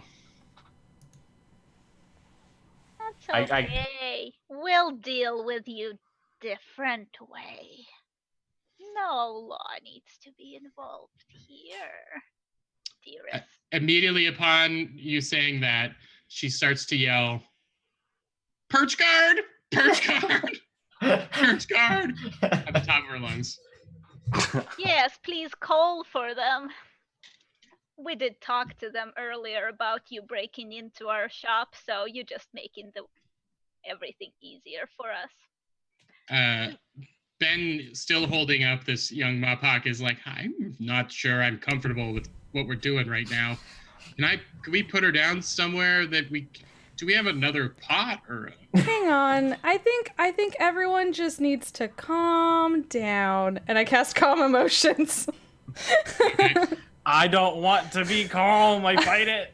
That's you target a person? No, it's an area effect. So I'm trying to get all the all the little babbies. It's a 20-foot radius sphere centered on a point you choose. So Yeah, okay, that hits literally everybody. So, no! I'm already calm, so is it a wisdom save? It's a charisma saving throw. No! You I have monster. The little Mopok babies, they roll a 3. And then I also want to give them muffins after they've calmed down and they start behaving like good little children. Okay. So I failed the roll, but I want to like flip the pot over so that we can look into the pot and see the little scared child. Okay. And like as I'm trying to scowl is when the calm emotion hits, and I'm kind of like, Hey, buddy. Oh. Yeah. So everyone on all the NPCs on my end failed. So 1s and 2s. So, the little lady who's being held up is like, she stops her kicking and she's like, we didn't want to. We weren't gonna hurt anybody. But have you been taking things that aren't yours? 'Cause that's not all right. that's also hurting people indirectly, but still. I didn't like how it felt when you took this stuff from our shop, okay? You took our favorite shield, and that hurts. Well, it's the only thing that seems to be helping Bella. Bella? Yeah, she's our friend. She ate something and then she changed. Oh, dearest. Pray tell more. Can you put me down? And she like looks over at the Ben, and he's like, yeah, sure, bud, and just like puts her Just down don't on run away, because then things will happen. But the sleepy guy is still sleeping. yeah, like let him take a nap. It's middle of the night. I reach in and I wait for the like raccoon child to like ask for ups. Lift them. When the muffins have been distributed. Yeah, as soon as everyone started behaving and they were telling us our little sad story, Dear Mom went around and like made sure everyone had a like snack. We're not that far from the shop, so I feel like she was very prepared. So we're gonna smash cut to you all sitting in the couches inside of the shop, and like there's one little sleeping Mopok who's curled up on it, and then the other two are like nibbling on muffins and kicking their feet on the side of the couch. Here, have some tea, dearest, and tell us what happened. Maybe we can help you. Bella is our Luma friend. She's part of our gang, and she's like really smart and really tough. But sometimes she I don't know. Sometimes she eats things, and I think she ate something bad. Oh no. Where did she find it? What did she eat? And how does the metal help? Well, we were like, rummaging through. We were hanging out behind some shops, and we were going through some of the, stuff that people throw out. They throw out some like really good stuff, like it's just like it's so wasteful. So we go through and we find like snacks, and we find other cool broken things that we can fix, and so you would know that the Mopok are like infamous tinkerers, and even at a young age they kind of handed down these abilities, and she has like a few tools that aren't she has a few tools on like hanging off of her belt that aren't thieves tools, that are like implements for building little gadgets and stuff. And so we were just rummaging, and then she found this like really cool black stone. And then she put it in her mouth and swallowed it. Oh, dearest, somebody should sing her a song. Ba-da-ba-da-ba-ba. Put it in your mouth. We'll link to that on Twitter or something. So everyone knows what we're talking about. Oh. Yeah. So since then, she's really wanted metal stuff, and it's just really hard to explain what's happening to her, but she gets mad if we don't bring more things. Oh. We thought the shield would be big enough, that maybe like a nice big shield. We saw it through your shop window. We thought that would be big enough, but She wasn't happy. We had to come back with more stuff for more stuff. Does she eat them?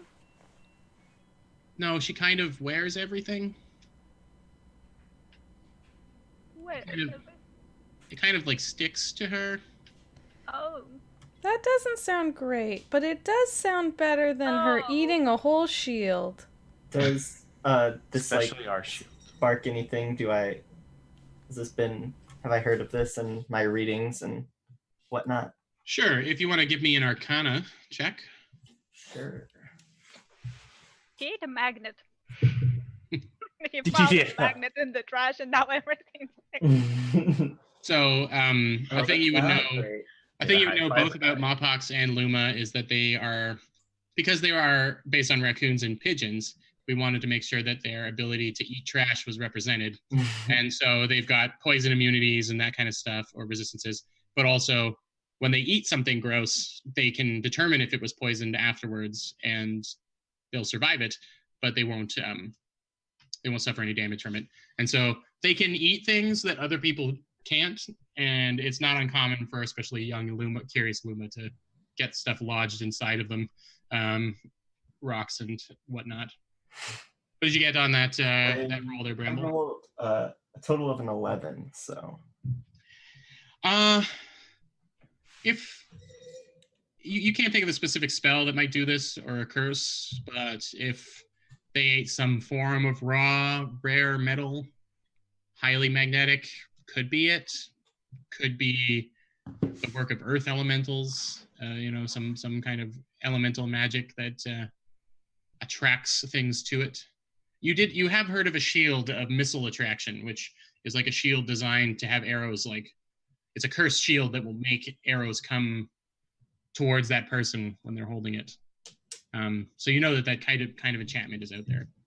Okay, I'll relay this to the rest of the group and make it sound like I know a little bit more than I actually do. At this point, a recognizable face pokes their head in, or not head in, but as it appears at the window. The Corvum guard, Sergeant Wilkins, is peering in at everyone sitting around drinking tea. And he says, "What's all this then?" through the window. Oh, come on in. We are just talking to these children. He pushes the door open and pokes his head and he says, "You're talking to these children at 11 p.m.? Yes, they were trying to rob this place, but apparently there is a little bit more to it. So he reaches for a saber at his belt and he says, "Wait, is this the Black Mask Gang?" Hang on. Children. One of them does a little snore kind of thing and rolls over, facing into the couch, and then he puts his saber away, puts his saber back into the sheath, and says, I had the same reaction.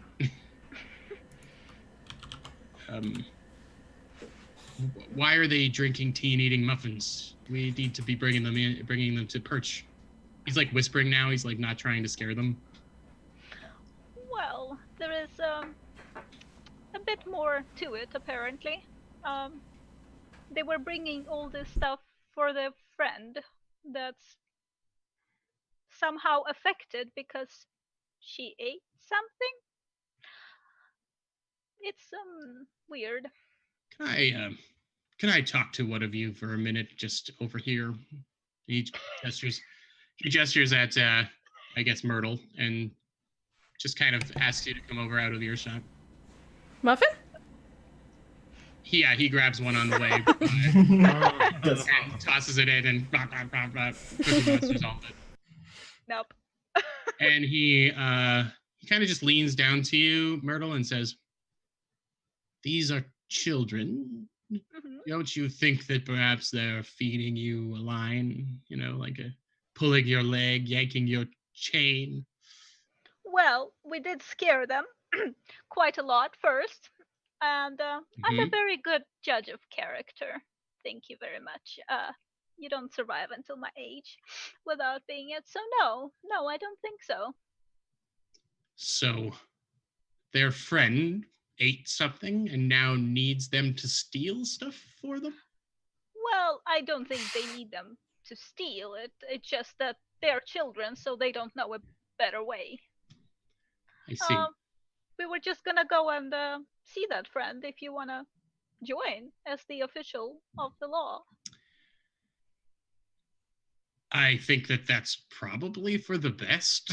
Yes, just in case we don't do anything silly. Right. Right. So you scared these children, you say? Just a little bit. Mm-hmm. Is this something, young Miss Hedge, that you do on a regular basis? Oh no, dearest, only the children who try to break into my shop and steal my stuff. That's firm but fair. Firm but fair. He goes back. He sort of pats you on the shoulder and goes back to where the children are, and he says, "Wake up the small one. We're going to meet this friend of theirs. Someone wake him up." I jostle him. He like wakes up and he's looking around, and then he sees a muffin and he's like, "Huh?" Yes, take a muffin for the road. We need to go see your friend now. So they introduce themselves as Kirby, Ellis, and Molly, the Black Mask Gang, and they are indeed siblings. I love them. They're taking They're you criminals. Don't love them. They're taking you to their friend Bella. who is a Luma, a sable Luma. Pigeony. Yeah, so they're trash doves and trash pandas in a gang together of trash. Yeah. And they got in trouble while eating trash. Going to jail. This is the trashiest. Checked out, honestly. Yeah, and now they're gonna die in prison. No. Oh, and I didn't say die, but Well, maybe. So they start taking you out of the kind of market area. Sergeant Wilkins is like keeping pace with them to make sure he can keep an eye on them. Periodically, the one that got terrified by Clive tries to make a break for it, and eventually Wilkins has to like carry him just to keep him from going anywhere. He's not like detaining him or anything. He's just got him like under one arm. can we fashion like those child leashes? Yeah, I mean, if you got rope, you can tie all of them. That's You could just give them the little hoops to hold on to when they go on like field trips. Okay. Yeah, so they take you out of the market area, down branch, and you actually end up going into the trunk, where a lot of the humble folk who live in Alderheart prefer the inside of the tree as opposed to like living right out on a branch, because even though the branches are huge and you have to like purposefully go near an edge to really be in any kind of danger, especially Mopok and the Gerbine, they like to have a little bit more enclosed space. So I don't know where you all live. Clive, you mentioned that you prefer to live down near the ground, so maybe you live in the trunk somewhere, with a window that you can see out. Bramble, would you be living in the trunk too, do you think? I'd imagine, or at least close to it, with like 30 other brothers and sisters and whatnot. That's right. Yeah. The Gerbine are communal race as well, so they really love. One Gerbine is usually terrified, but if the Gerbine's got their friends with them, they are pretty badass. And then Fallow. Is there a Serva community in the tree somewhere? Somewhere with a little more space, I hope? Like little room to stretch your antlers? I imagine that the Serva live up in the branches, maybe in the more central part, so they're not too close to an edge or whatever. But yeah, we'll say that you have a community and you kind of pass near it as you head down into the more cramped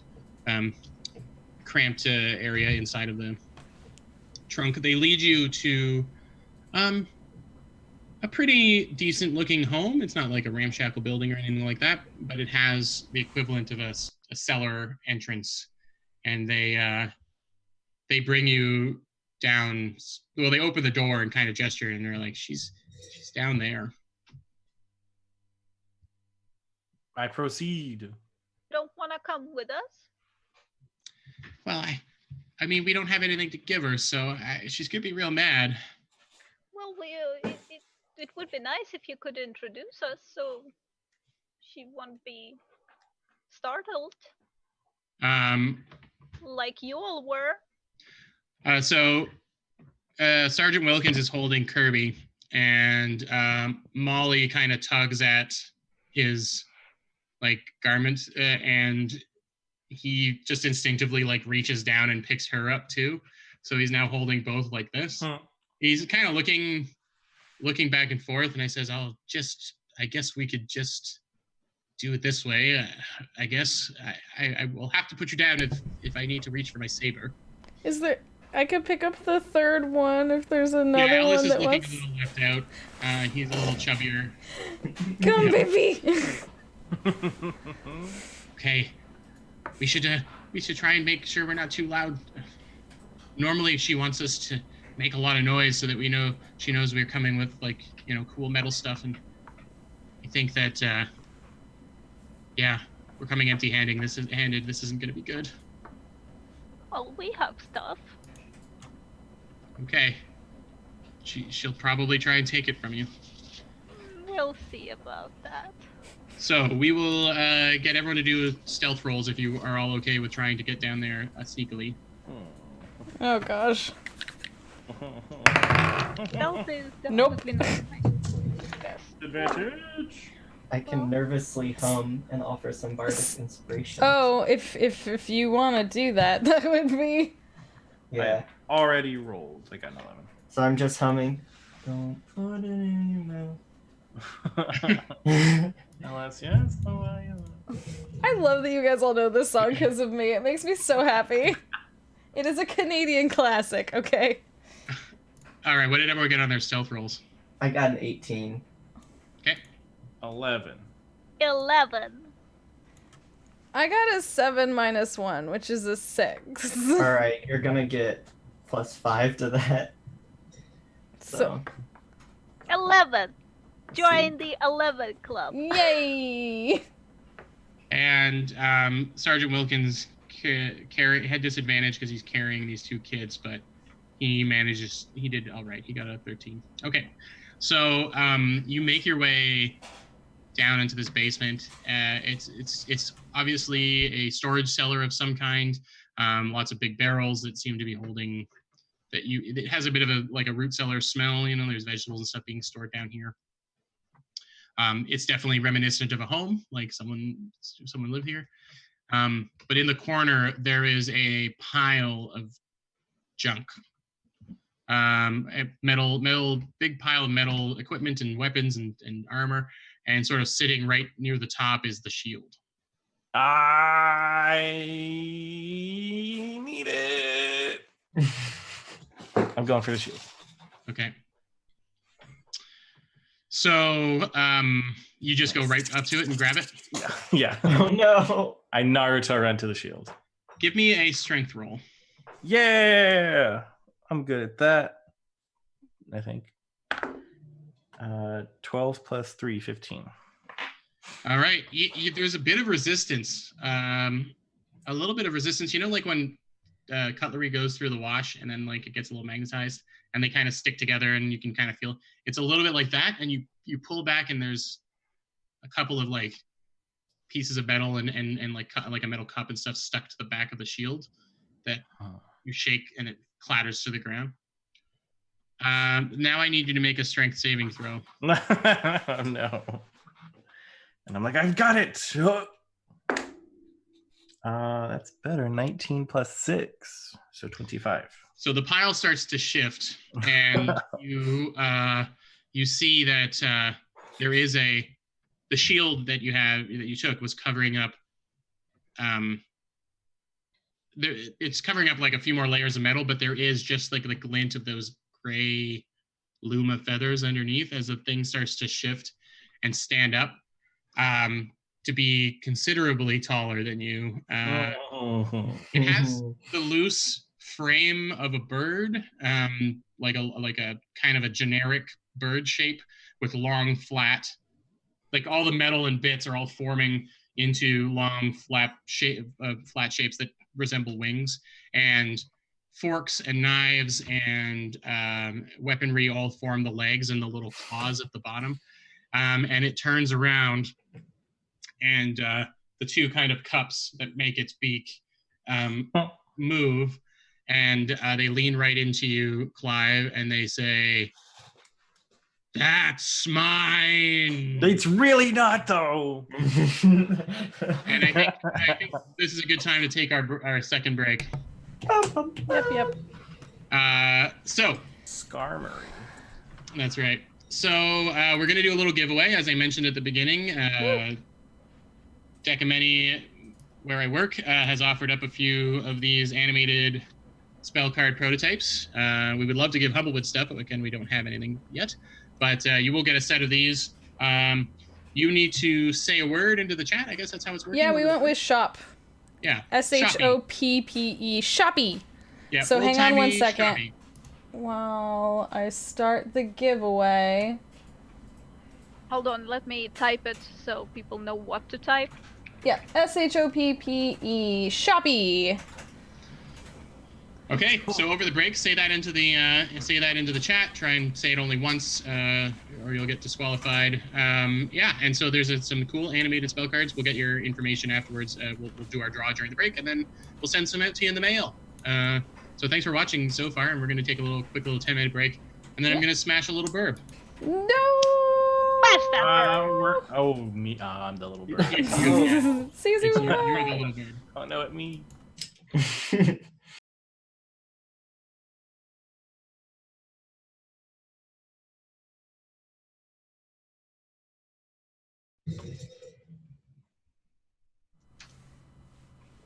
Hey everyone! Welcome back to the end game of our Humblewood one shot.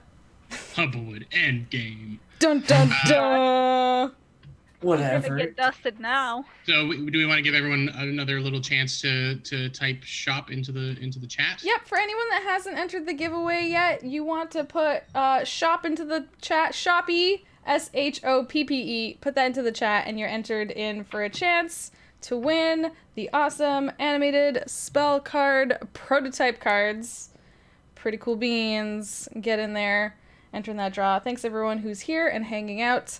And Jason, from your question, in our be right back screen, there's a little raccoon, and it's also from a Canadian ad, somewhat about not putting garbage in your mouth, because that's a theme in 80s Canadian ads. Canadian kids back in the 80s had a real problem with that. Yeah.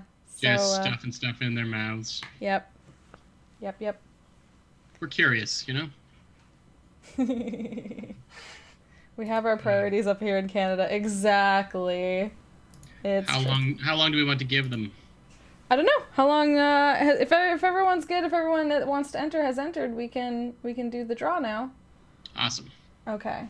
So, last chance. 5 4 3 2 1. Bye. Wow. I feel like that. Nice and fair. You know, it was super fair.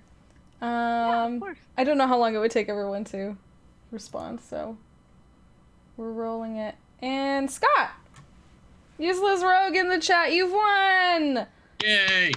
So, DM me, Scott, and we'll get Jordan, and in conjunction the Decameni, all your info for all your cool prize. And thank you so much, Deck of Many, and everyone who's here. Don't forget to go check out the Deck of Many, all their animated stuff, as well as the Humblewood gift starter. And I accidentally just typed that in all caps, so I'm yelling it at you. Humblewood! Go check it out. 3 days left on the Kickstarter, so. 3 days left. Go check it out Exciting. and support them. Birds. You can be these cool burbs and naminals and help the little trash pandas and their little trash dove friends. All right, back to the trash. So where we left off, this big hulking metal bird made out of a bunch of stolen junk is now looming over Clive, who who has taken the store's shield off of its back, and it has laid claim to it. So I think we're gonna roll initiative. You think? Instinctively, Sergeant Wilkins like grabs the last kid from you, and seeing that you're all bristling with weapons and magic, figures you might have this under control, and he backs up towards the stairs with the kids behind him. Yeah, take the sweet little bobbies to safety. It's going to keep him out of the fight, but I think it's making also sense for them to stay out of the fight. So yeah, no, I think it's good. It's fair. Okie dokes. I have a -1. Of course I do. So I got 9. Can I just say how funny it'd be if, what's the guy's name? Wilkins was like a stork, and he's gonna go deliver the babies. That's why the god of life and light and stuff is a stork, Ardea. Awesome. I got a 4 initiative, you guys. I'm gonna get stomped. I'm writing this monster's name down as Trash Bird. Yeah. Trash Burb. Oh, sorry. Jess, you got 9? Yep, I got a 9. Is that me? Myrtle, what did you get? 14. Nice. Considering I don't have a dex bonus, you've been pretty speedy. Yeah. Bram. 7. Oh god damn it! Do I have to do things again? Doing things quickly does not appear to be your party's forte. And Clive.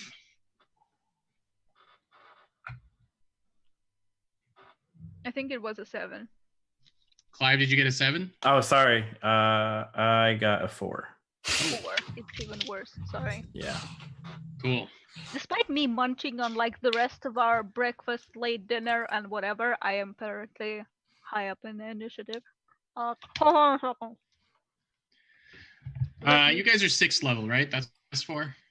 Yeah. Yeah, we did. Okay. We agreed to 6. Good. You're pretty sturdy. Pretty sturdy Because ass. I hacked this thing together earlier this morning, and I just need to make sure. Oh, and now you're gonna hack us apart. No. So, it's towering over you, Clive. It is large size, and you are small size, and all that implies. And so it brings its large wing, like feathered hands up, and they are all blades, like short swords and long swords and stuff that have formed into the feathers at the end of the wings, and they just swing down to swipe at you. They're making a swipe. Do I get the benefits of the shield? Yeah, but you wouldn't be able to use your great axe. That's fine. I don't have it pulled out right now. I just have the shield. You can add the extra. Only makes sense. You can add the +2 to your AC. Yee. All right, the first attack. 13. Does not beat 19. Okay, and the second attack. 24. That hits a 19. So you take.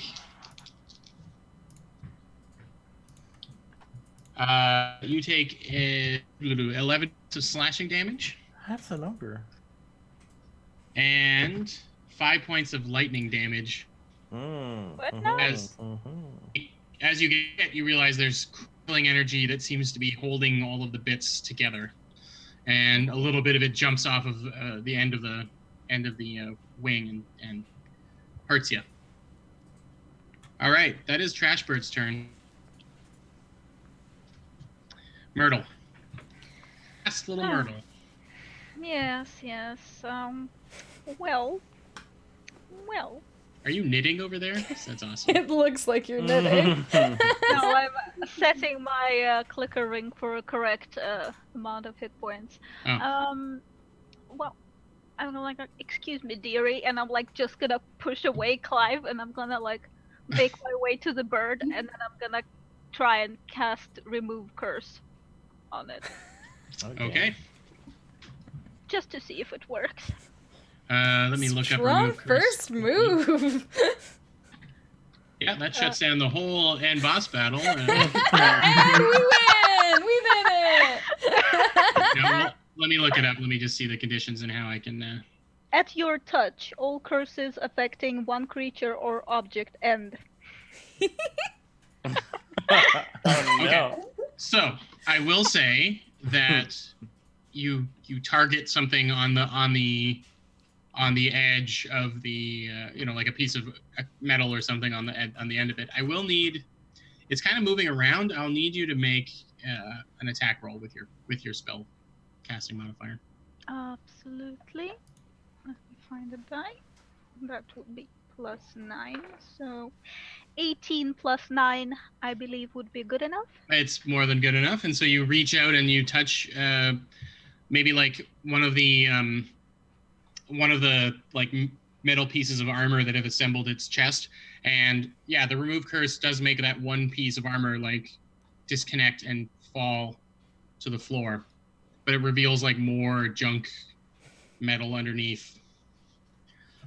You think with your knowledge of curses and hexes and whatnot, you think that maybe you have to get to the source and cast remove curse to disable everything.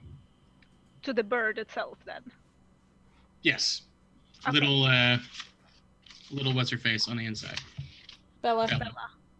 I'm gonna turn around to everyone. It's like, okay, well, I can fix this, but you're gonna have to remove some of the outer shell. So, get to it. And then I'm gonna just stay there because there is nothing I can do more. I gotta crack this crab open. All right.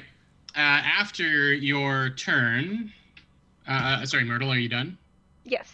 Okay. After your turn, it's going to use a legendary action, and I'll need another strength save from young Clive. 4 + 6, so 10. So the shield, which just prevented some of its hits, you feel you losing your grip on it as the trash bird like exerts some kind of magical energy on it, and it flies off out of your hand, and it turns just in time, clang right into the back in its previous position. It lets out And I'm like, you're not gonna steal in front of me? Which brings us to Fallow's turn. I want to charge it with my antlers. Okay. This is all I want from this whole game. Do it. So basically, as long as if I move, I have a large, strong set of antlers that can be used to make devastating charge attacks. So if I move up to 20 feet in a straight line, you could charge a large or smaller. If they're large or smaller, they have to make a strength save. They are large or smaller. They are both smaller and larger. Strength saving throw coming up. 10. That does not succeed. So I think I still have to. I assume I still have to make an attack? I'm trying to read this, I'm sorry. Let me grab it from the book here. I tried to put it into D&D Beyond, and that was a mistake. I should have just kept the sheet open. Here it is. Pronghorns, antlers, you have a set of large. Yep. Additionally, if you move at least 20 feet, you deal an extra 1d6 of piercing damage, and if the target is larger or smaller, it must make a strength, or the target is pushed 10 feet away. Yeah, so it's two separate things. There's sort of the attack with the antlers, and there's sort of the charge. So you do 2d6 plus your strength modifier damage, and then it gets knocked back 10 feet. Okay. And it didn't save because my DC was 14 and it got a 13, right? Yeah, so that's what's making it knocked back. I got a 4 and a 5, plus my strength modifier, which is a +3. A 4, a 5, and a 3? Yeah, so 12. Okay. And it gets knocked back. So the basement isn't huge, and as Fallow charges forward and slams into the side of the trash bird, it gets knocked back 10 feet, kind of staggers back, and slams against the wooden wall of this basement area, and little bits of metal fall off from the impact, like small pieces cutlery and stuff scattered to the ground. So that's my attack, and then I kind of want to, like, stand back up after having just, I guess, put my head down, done a hoof stomp and charge. And then I think as a bonus I can cast spiritual weapon? I think it's a bonus action. I think it's... It is. Yeah, it's a bonus action. Is that okay if I do? You're entitled to a bonus action. Then I do that! All right. It shows up beside the bird. Mm-hmm. Okay, and I think it's make an attack roll. Yeah, you can make an attack the first time you The first time you put it out? I thought I just put it out! Holy bananas! It's a really good spell. Wowza. Okay, so then I did a charge, I stood back up, and I cast spiritual weapon, and I get to do a attack roll? Oh, it's a 4. It's not gonna hit. What does your spiritual weapon look like? A muffin? Okay. Oh my god. Makes sense to me. And it's just like it's trying to go into their face. It's like... So you conjure a large muffin that slams into the side of this thing but seems to have no effect. It's a very healthy muffin. I just wanna... It's good for you. Eat the muffin! You're too skinny! You have to eat something! You harm them, you make them choke on your love. Is that what you're saying? Okay. I really need you. I'm really worried about you. Please eat this muffin! It doesn't eat the muffin. No! Bramble, it's your turn. All right. I'm gonna run up to Matt. I forgot your character's name. I'm so sorry. Clive, that's it. And I'm going to cast the healing word. And I'll say, I don't know. I had something. No, and I'll just stammer awkwardly and cast. You get 2d4 plus 3 healing.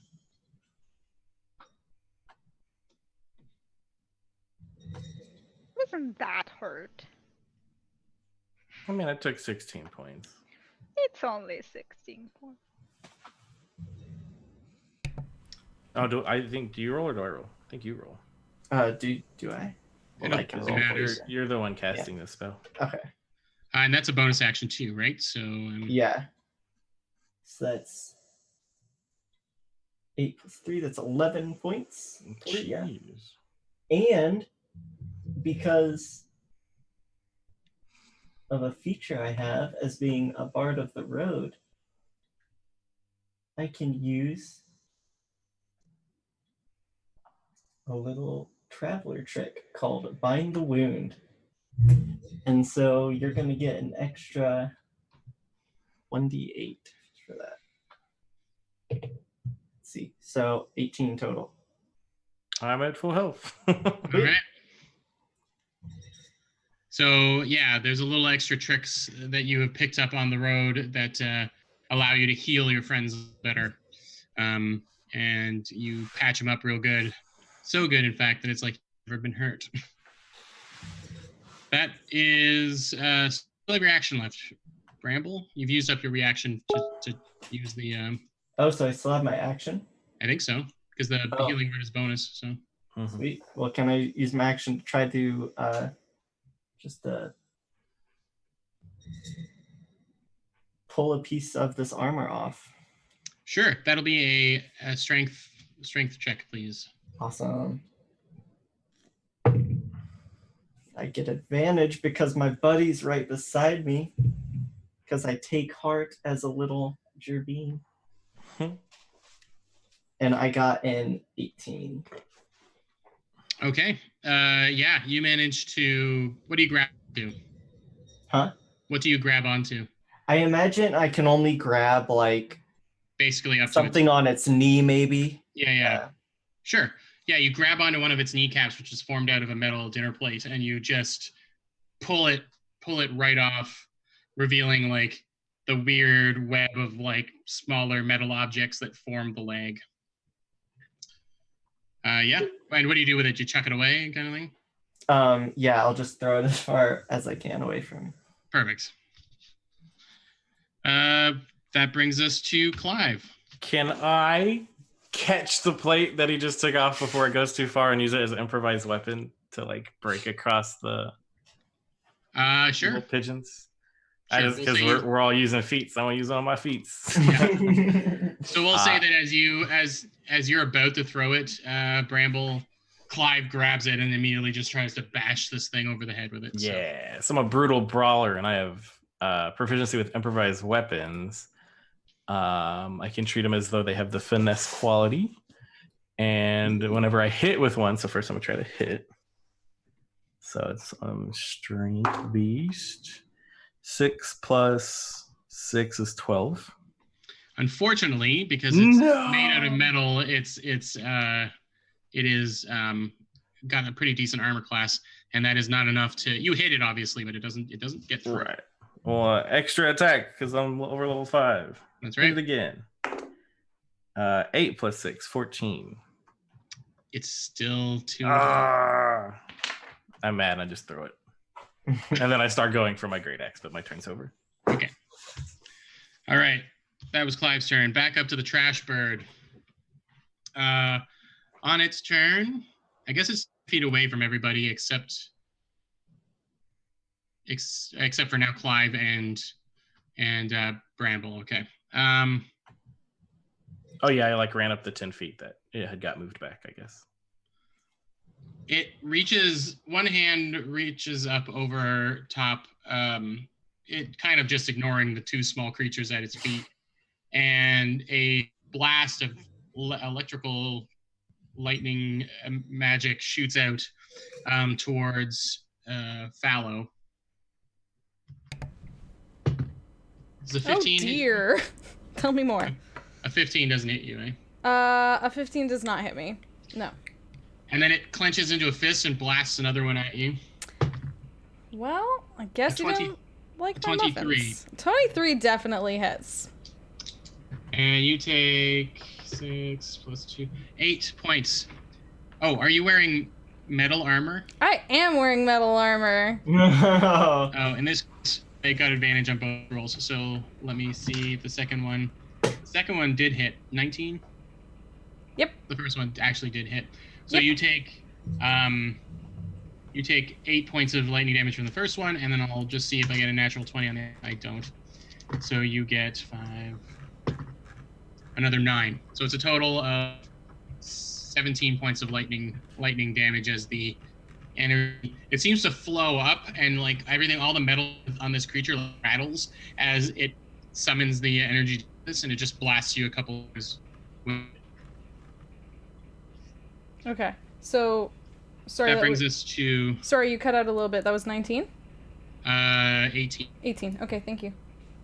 And that brings us to Myrtle. Well, I guess we're doing this then. Heat metal.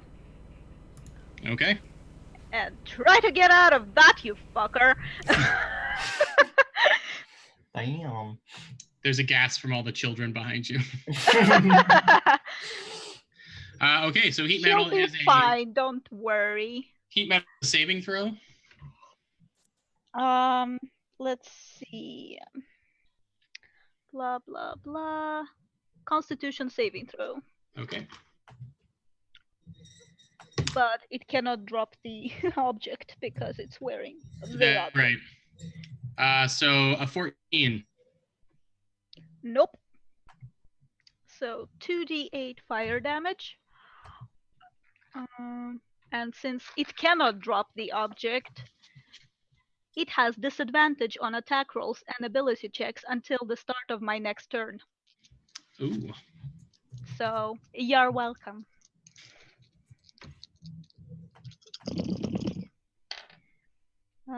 That's 10 fire damage. Okay. Yeah, part of the armor plates that form the chest of this creature heat up, and the heat is so intense it's melting away bits and pieces of these plates, armor plates that are on it. So it does take some damage, and you said it has disadvantage on its attacks until. It has disadvantage on attack rolls and ability checks until the start of my next turn. Okay. All right. And then I'm gonna back away. Sounds good. You didn't really move too far. Oh, you moved up to Clive or something, right? I moved up in the first because remove curse is a touch spell. Right. And it got knocked So- 10 feet away, so you are not in combat with it, so you're fine. No. So Okay. yeah. It will use its one of its legendary actions. Oh, wait. That's fine. It will use one of its legendary actions to try and grapple. It's going to try and grapple Clive. And it's going to fail. Yeah, it rolls an 8. So if Clive, if you roll a acrobatics or athletics check for me. Matt, you're muted. Sorry, I rolled a 3 plus 6 is 9. Okay, so just enough. Just barely. The blades kind of bend inward to try and reach down and grab you and pick you up, but you are small and spry and you duck out of the way, which brings us to Fallow's turn. Oh, sorry. Since all of my spell slots are always at the max level, I get 1 more d8. Okay. It's a +2, so 2 Okay. more damage. Perfect. I forget that that's a thing. All right, so now it's Fallow's turn. Okie doke. I would like to. So I'm 10 feet from it because I pushed it back. But then it was hitting me, but it didn't come up to me. It did electric attacks. That was fun. Okay. I'm gonna cast Beacon of Hope. Okay. And so that just makes my team have advantage on... Sorry, let me double check. Everyone on my team for the duration have advantage on wisdom saving throws, death saving throws, and anytime there's any sort of healing on them, they regain maximum hit points. And then I'm gonna be like, don't forget you have snacks! And then I'm gonna use my bonus action to try and feed the unwell metal burb again. Be like, you two have your muffin! And then the muffin is going to go at their face, because that's a bonus. Apparently, because spiritual weapon is OP, and that I'm not good at rolling, so that does not work. That was a 4. All right. The muffin clangs or smushes against the side of the trash bird, but doesn't do any damage. The trash bird's going to take another legendary action right after your turn, Fallow, and is just going to point its hand right down at Clive and fire the lightning bolt at it. At disadvantage. No. Oh, at disadvantage. Okay. It rolled a unnatural 20. No, Yeah, sorry, hits. an 18. Pardon me. Still hits. Okay. Maybe 17. So that's And I 6. am wearing metal armor. Oh, no. Well, then I would have canceled that, but it rolled a 14 and 15. So 12 points of staticky lightning damage come at you. Not cool. Good one. So Fallow, that was your turn. You already did your thing. Bramble. All right. I'm just going to look at it. And is there any metal like on the ground near me, or is it all attached to the bird? When it got slammed against the wall, a bunch of small pieces fell to the ground. All right. I'll just pick up a couple of those pieces and try to make as loud of a sound as I can make in thunderclap. Nice. So it's just gonna be. I don't think I have to roll for it. It's just a small attack.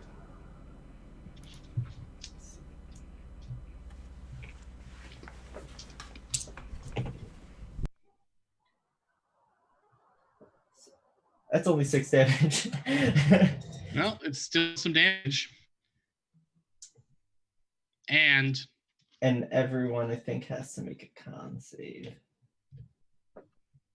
everyone who hears it.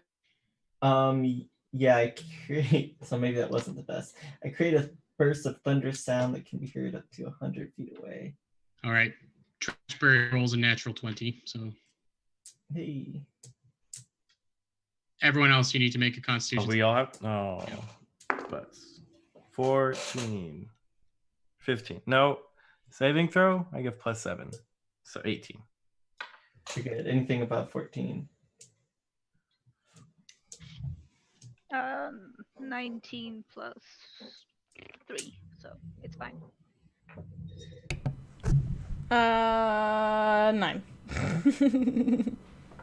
Oh, I'm sorry. It's okay. All right. So what happens to the people who failed the saves? They take that 6 damage or whatever. Yeah, Oh, 6. they take the full damage. Yeah. Okay. 6 damage? Yeah. Okie doke. I'm sort of hoping the children weren't in here with us. So May have killed Sorry. the children. no, he's taking them out once the real fight. May have killed children. Like, I'm sorry. You monster! Bradford had to roll save to see if he got damage at all. A metal bird. Yeah, the bird. Yeah, I think on a save, like if you saved, you didn't get damage at all. Okay, so unfortunately that's the case. Yeah. I will reverse my image. Perfect. Okay, so you heard everybody else. But Yeah. Well, like that didn't work. I'm really sorry, guys. And what spell was that? Thunderclap. How dare you? So you do notice though that even though it doesn't take damage, the thunderous effect of the spell does seem to like rattle and rearrange the metal quite a bit on this creature. Like it does have. It seems like if you catch it at the right time, it might do pretty well. Gravel, that brings us to Clyde. I'm gonna hit it with my great axe. Okay, it's a disadvantage because you are Yep. being small. Yep. Small. Disadvantage is a 5 plus 7. Nope. 12. You impose the Extra attack. extra attack. Yep. A natural 20 and a 14, so 21. The 21 hits. Yeah, and they do a d12. I really just wanted to roll d12s.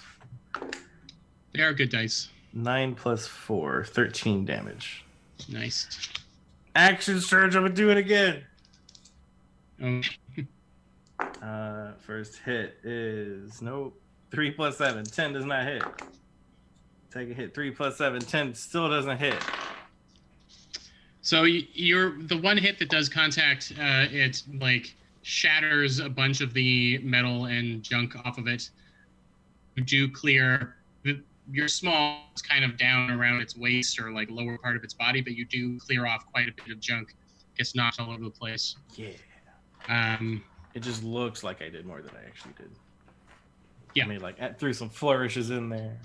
Yeah, it made a lot of noise and was really showy.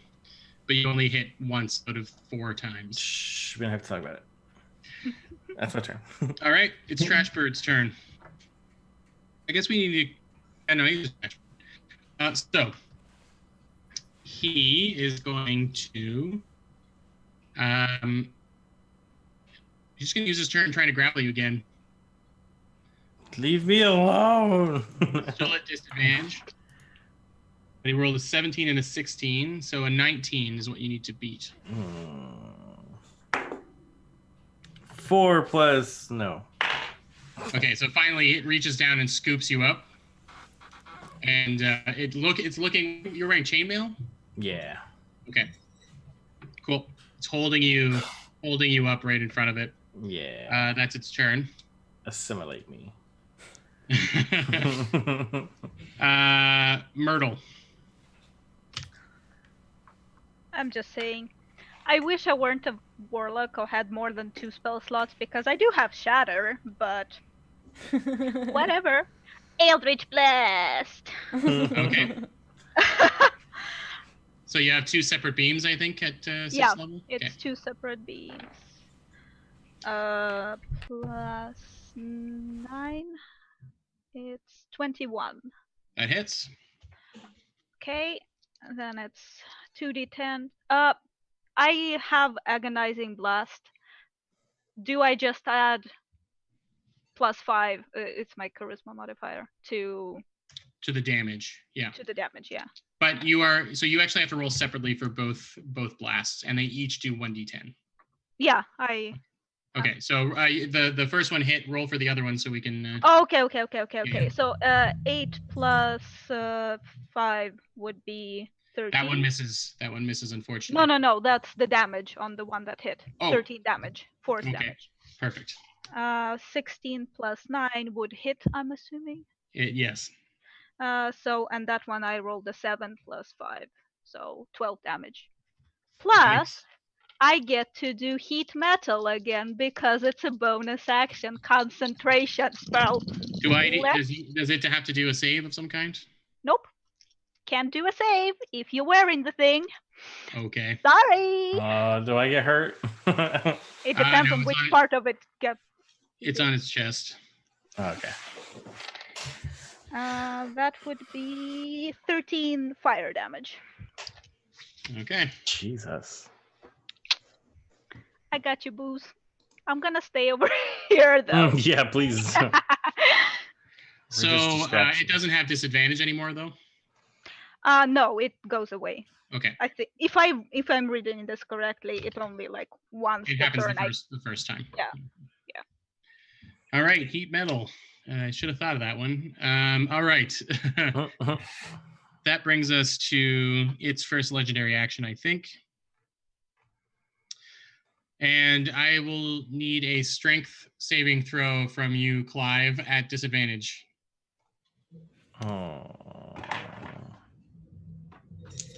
Strength saving throw? Yeah. Okay. Is this versus? Oh. It's you get advantage on saving throws, right? In the Beacon of Hope? No. Only wisdom. Only wisdom. Oh, okay. But I rolled a 17 and a 20, so the 17 plus 6 is still 23.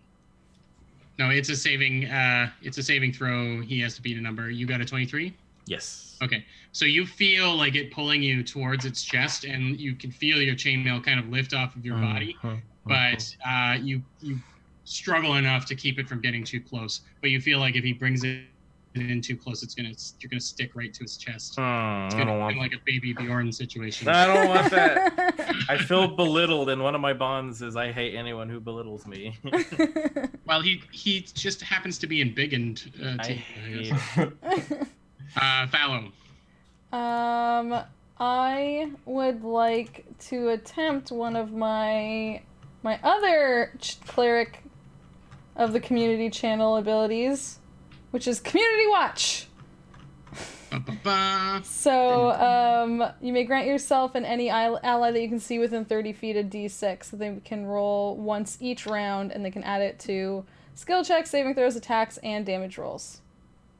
Nice. So any of those. So everyone, including myself, that I can see, has a d6 now once every round, and I want to then try and get it to eat its muffin. It still hasn't eaten, and I'm really concerned about it. Okay. So have a feeling I'm gonna have to use my d6 that I just gave myself. A 13. I'm gonna add my I know, but I'm gonna add my d6, and that's plus 3, which is 16, plus because I assume, hang on. Assume it gets my spell attack. Yep. Which is another plus 6, so 22. Does a 22 hit? A 22 hits. Finally, it's gonna eat its muffin. Yes. All right, roll the muffin damage. 1d8 plus spellcasting ability. That's what I roll every time I eat a pastry. How much it's gonna destroy my figure. Roll muffin damage. Muffin damage. It's 3 plus 3, 6. 6 points of muffin damage. Oh wait, spellcasting does the spellcasting ability modifier add your proficiency or no? To the damage? No. Okay, sorry. I'm thinking of the wrong thing. I apologize. Yeah. Wrong one. And what kind of damage is it officially? It is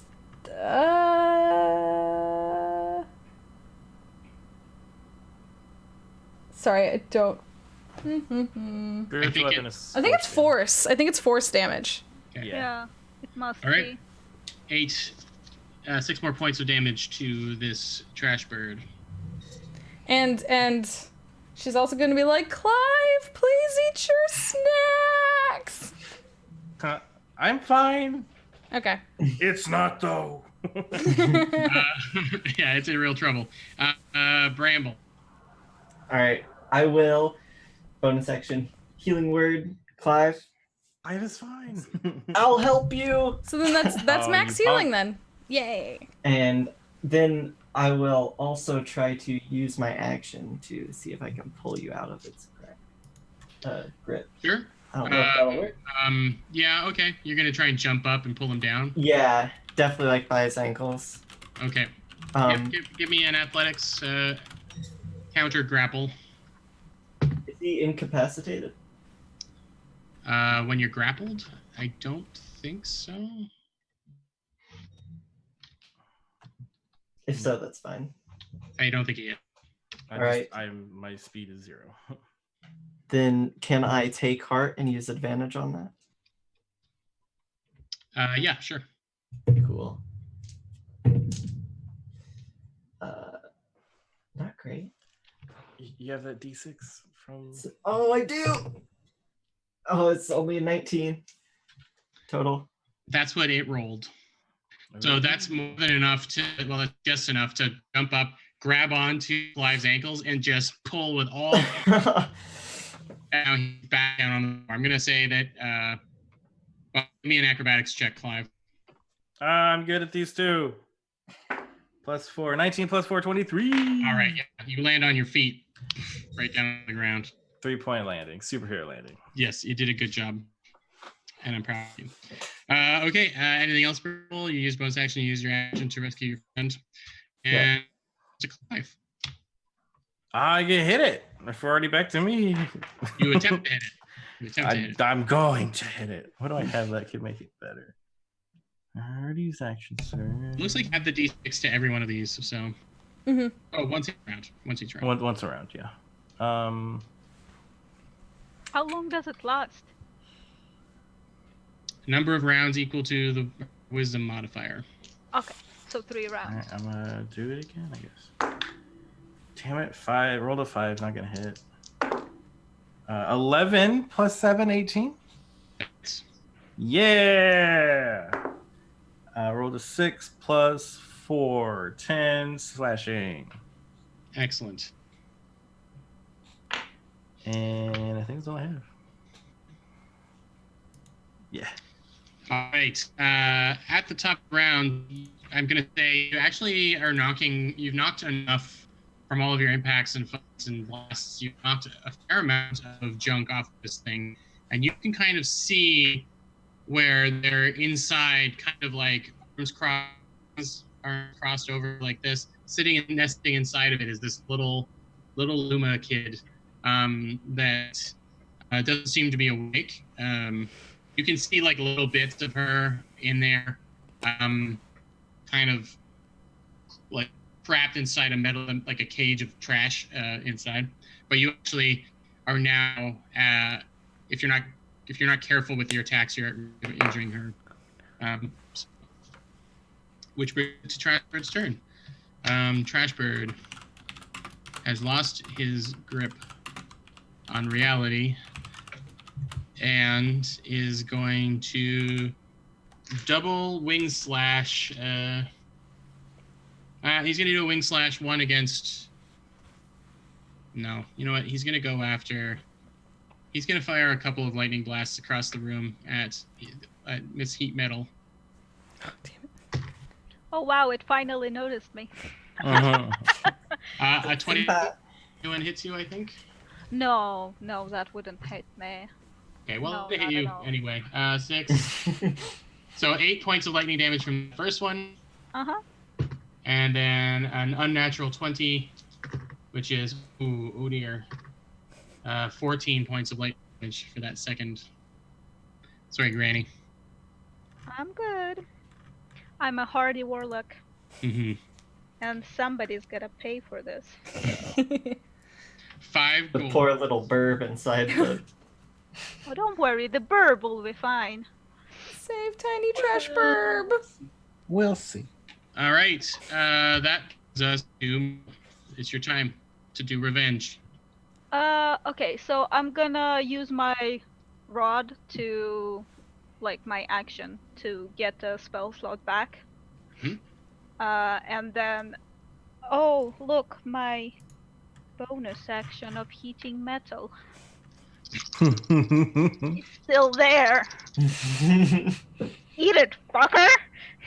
You're gonna Okay, cook that was this a little really- burb inside it. Well, since it hasn't been hitting it before, so I'm assuming it's not anywhere near it. The piece of metal is still intact that you've heated, so it's.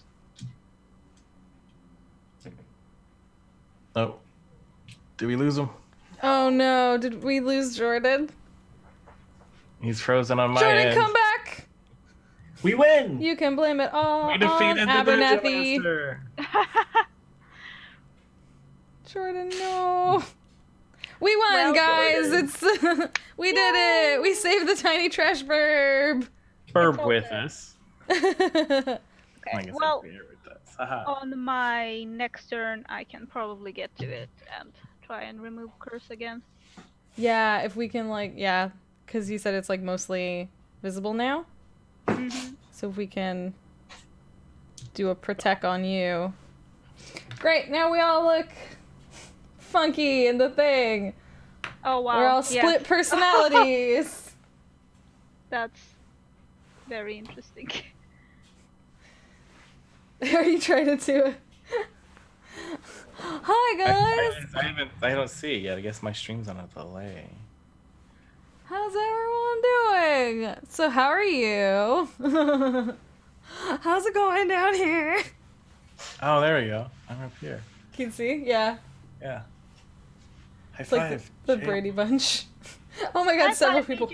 Jess, Jess, What? high What? five. Wait, I'm trying to see. Oh! We are freaking idiots. The Brady Bunch on LSD. So, what does everyone like so much so far about the Humblewood stuff? I'm gonna. So I have a feat that I haven't gotten to use yet because instead of taking ability score at 5, I took a feat or at 4. So I have opportunistic thief, which is a Humblewood feature. And so you have learned the tricks of the trade of thievery, allowing you to exploit opportunities for pickpocketing both in and out of combat. So first, your dexterity score increases by 1, which I didn't do. I forgot about it, but it's fine. And then when a creature fails a melee roll against you in combat, you can make a dexterity sleight of hand check against a DC equal to 10 plus the target's dex mod. On a success, you can steal any one item not being held or worn by the target. And then whenever I successfully use sleight of hand out of combat and I steal an object, I can conceal it flawlessly on my person. Or put another object I possess in its place. That's so much fun. That's why I really like a lot of people when they do rogues, they go like assassin rogues and stuff like that, but I really like the thief rogue for exactly yeah, that that's my reason. favorite, too. It's so much fun, the idea of like pickpocketing while you're fighting and stuff like that. I imagine you can't steal any metal off this poor BB bird though, because it's Yeah, wearing goes off it. to yeah. It counts as being worn, I feel like. Well, and then that one goes great with the scaffal thing because you have bonus proficiencies at 3rd level, and you could take one of these things, or you could forego that and learn thieves can't instead. So I'm like a fighter thief rude bird. I like how all the Humblewood stuff kind of gives you multi-classing without it being actual multi-classing. Yeah, Mm-hmm. I really like that with the road bard. Yeah, there's a lot of fun. There's a lot of a fun feel to it that way. The way you're describing, like you feel like you can kind of mix some fun stuff from different places over. But it still feels like very much like in character. Yeah. Pre-loot the body. I can make sure it's even worthwhile once we murder. Yeah. Yeah, I kept debating when to use my community watch because when you're a cleric, so many of the things you do are like, I do this to the area and I do this to all my party and I do this, you know what I mean? Like, It's like I do this, and I'll be concentrating on this for the rest of the fight. Yeah. Like, so I the... kind of like how much you can actually do with a warlock. As I said, I've never really played a warlock, but you can still output quite a lot of damage. Because, like, I think this is the same with Witch Bolt. Mhm. If you cast it once, it stays there. As long as you're within 30 feet, yeah. Yeah. So, it's just the heat metal works better because or metal. But like, it's pretty cool because then it becomes a bonus action. Yeah. Mm-hmm. Dope. I'm sad you haven't gotten to do the cute little hedge thing yet of turning into a ball. Yeah, I was thinking that, but then We could fastball special you into the bird chest. So Yeah, you can we throw touch it. you into the hole in the thing? that hurts. me being a ball hurts others. So no, I don't think it's a good idea because then I mean, you kill the could bird. try to like open up and trial and error. Yeah, I we mean, have... do any of our clerics one of our only clerics, do you have a revivify on you? Nope. Then we probably shouldn't do this. Yeah, I'm actually, you know what's really funny is that as a serva, the serva have like really strong, like the deer folk have really strong constitution. That's the main thing you get. And then if you go pronghorn, which is the one with antlers, you get strength, or if you go the other way, you get like a dex type thing. But because their con is so high, they have an ability where they can take like one really big hit, but it has to be at least half their HP. So as he was racking up the HP to like hurt me, I was like, please be more, please be more, please be more, so I could like fight it. Welcome back. Hello. I'm back. Sorry. Yay! It's My okay. internet gets real cranky when it comes to this streaming stuff. Okay. Well, while you were gone, we beat it, so everything's Yeah, we good. fought it all Oh, off. good. We won the day. I was hoping you guys could handle that without me. No, it got all its hit points back while it got a long rest. Oh no! No. Well, then we got a Sorry. long rest too. How dare? Yeah, so did No. we. So So it's We in its just own all time took a bubble. break. Yeah, it's like the Christmas armistice. Are we live right now? No. Yeah, we're still live. Yes. We didn't drop. We just kept chatting about Oh, okay. Humblewood and what we liked most about our different characters and stuff like that. Good job, everybody. Sorry that I disappeared on you like that. I didn't realize I was talking to the internet when I came back, so now. Yeah, so where we left off is the top of the round. I had said that you would, yes, and then there was a heat metal attack happening, and that's where I last. yeah, I was asking if I can see if it actually will hurt the little burb because then I won't do it. So the pieces that have been falling off have mostly been knocked from the bottom. There's been a couple of effects that have like taken some pieces off from the top, and you can see just enough through that you can see her inside. Mhm. Your piece, your big target that you hit, still attached, so that part doesn't seem like it will hurt. Okay, coolio. Murder. Not murder the tiny little burb, but murder the big burb. Counting is hard. 15. 15? Yeah. Pretty good. And how far away am I from the... You move basically back to the door to this room, right? The door down to the cellar. Yeah. Yeah, so, and it's pretty much on the other side. So you've got about 30 feet between you and it. Okay, then I'm gonna move about like 10 feet because I only have a speed of 25. So I want to be sure that I can make their next round. Perfect. You do that. Okay. After your turn, it's going to shoot another bolt at you because it really doesn't like you. Feeling A 16.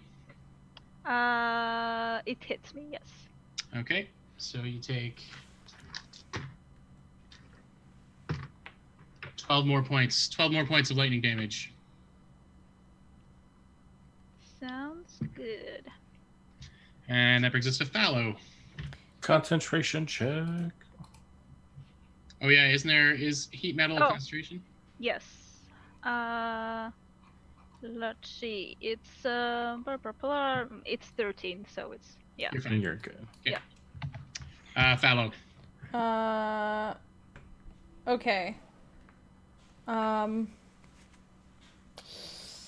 I would like to do guiding bolts. I haven't done this one before.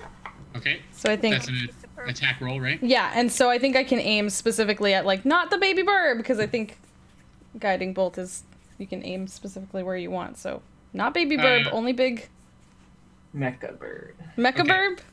Is that possible? I will say there is a chance if you roll too low that some of the damage does go towards the bird.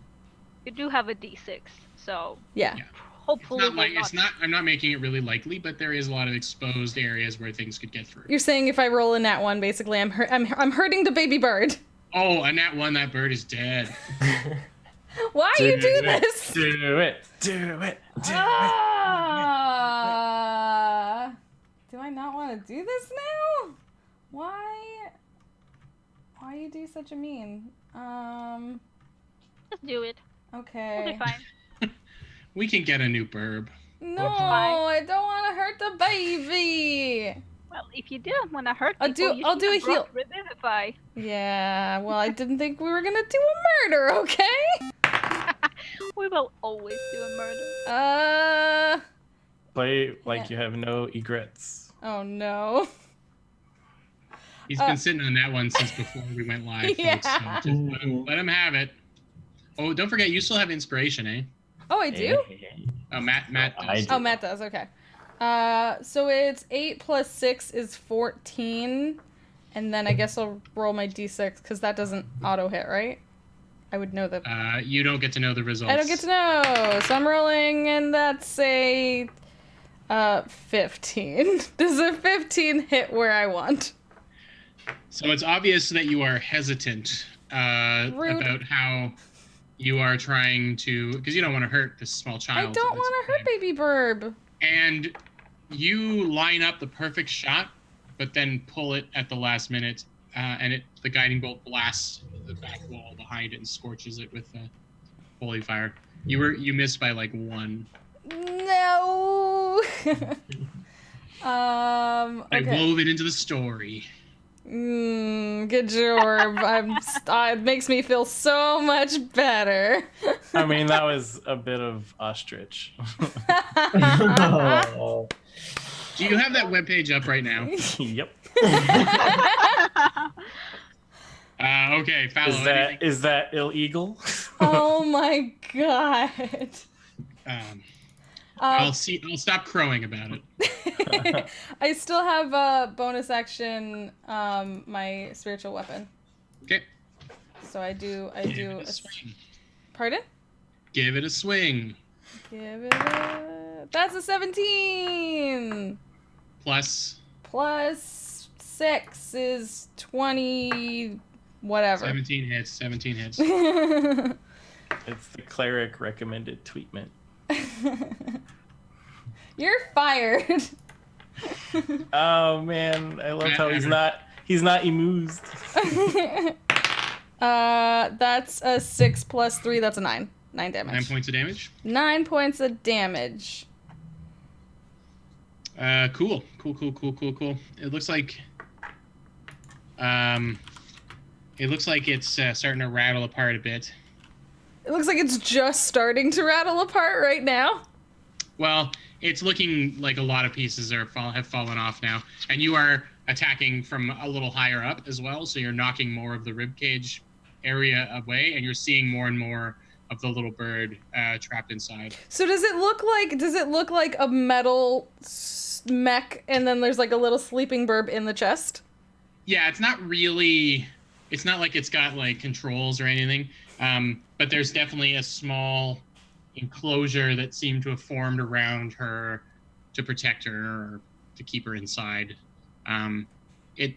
She seems to be in some kind of sleep, but she also does not have a lot of space to move. Wake up! Wake up. Wake up! Wake up. Bramble. All right. Oh, sorry. Um, After Fallow's turn, it's going to fire another bolt at Myrtle. This one misses. 9. Good. Owie. Bramble. All right. I will. Shoot, I forget if this is a full action or not. Oh, it's just a bonus action. Sounds like someone's rattling cutlery like for effect. Was that me? I'll give Clive bardic inspiration. Ooh. All right. So that's at this point in your career a D8, I think. It is. All right. So you've got DM inspiration and you have a D8 of bardic inspiration. Nice. Bird swinging in the dead of night. Excellent. Break Oh, this that mecha would've- bird in something else. And then I will. I really didn't take any good attacks Stab it. with my metal sword. Yeah. Yeah, I'll try that. Why not? I've been hitting with a metal great axe. Sure. And I'll just make it using. You could try to pry it out, but I don't know if you have a crowbar. I'll just use. I'll attack it, but I'll use my traveling trick of reckless tactics, my last one that I can use, and so I can use my bardic inspiration die on my attack. And you do it at advantage or something? It's like the barbarian's reckless attack, isn't it? You can expend one bardic inspiration. I make it with advantage, and then I add the bardic inspiration to the damage. Yeah, and I think attacks against you Will be at advantage. Yeah. And probably also extra damage. No, they don't do extra damage to Oh, you, okay. but they have advantage on attacks. Oh, Okay. yeah, I can impose a -5 penalty to attack roll, and if it hits, it gains +10 to attack damage, but I'm not going to do that. Okay. So I'll roll first. Wow, shit. That's not good. I just got a 10. A 10 to hit? No. That's with Nope. advantage? Yeah, Okay, that's a miss. the other one was a 1, so. Oh. Yeah, that's a miss, unfortunately. So you I try really and channel 5 a little bit and get your anger on, and it's just not in your nature. I mean, you can do it sometimes, but today is not your day. Sorry to hear that. That brings us to the last lightning blast at Myrtle before her next turn. A 13. Does that hit you, Myrtle? Nope. Okay. This thing's getting tired or something. Clive. I hit. Okay, so I'm going to just hit, I guess. That's all I got. Yeah. Okay, so I rolled a 5 and a 7. I'm gonna re-roll the 5 with my DM inspiration. Okay. It's 3. Great. So no, first attack doesn't hit. Second one, it was 4 plus bardic inspiration of 2 plus the D6 of the community cleric, because that's a 3, and then I have +7 to hit. Okay, math. 4, 5, 6, 7, 8, 9 plus 7 is 16. That hits. It probably doesn't, but you gave it to me, didn't you? Nope. Okay. Its armor class has been coming down the more damage it's taking. Oh, that's so cool. Okay. 3 points of damage. 3 plus 4. 7 points of slashing damage. 7 points of slashing damage. All right. With that, you kind of jump up a little bit, get a little height and slash, and that clears the last little bit, apart from the kind of metal chest heart piece that's remaining from the heat metal, and the cage of this creature that the little bird is inside, little bird folk is inside, is almost completely exposed. Okay, I'm gonna drop my great sword or great axe and then prepare to like jump in and start like scratching her out on my next turn. I have to assume you mean rescuing her and. No, I mean like scratching everything around her to like break Okay. it. Sounds good. I'm really looking for the daggers that were stolen. Trash bird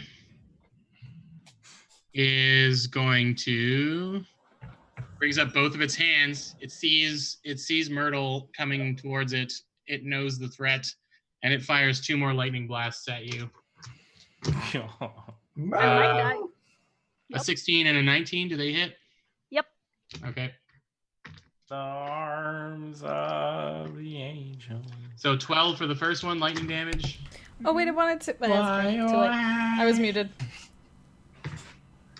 And another 7 for the second. So 19. I live. Not by much, but I live. You have snacks. Yeah, I cannot stop and waste an action on eating something when we have to rescue. I like how I've been healed to max health twice. I also like that. You also give an inspiration, and I'm doing the job here, but okay then. That's fair, fine, I couldn't that's think of fine. any I don't hedgehog need your puns, healing. so- Yeah, he's right. He couldn't think of any hedgehog puns to sing about, so. That actually brings us to Myrtle's turn. So I'm just gonna squint at this like, I'm not dead yet. And I'm gonna like run and jump and cast remove curse again.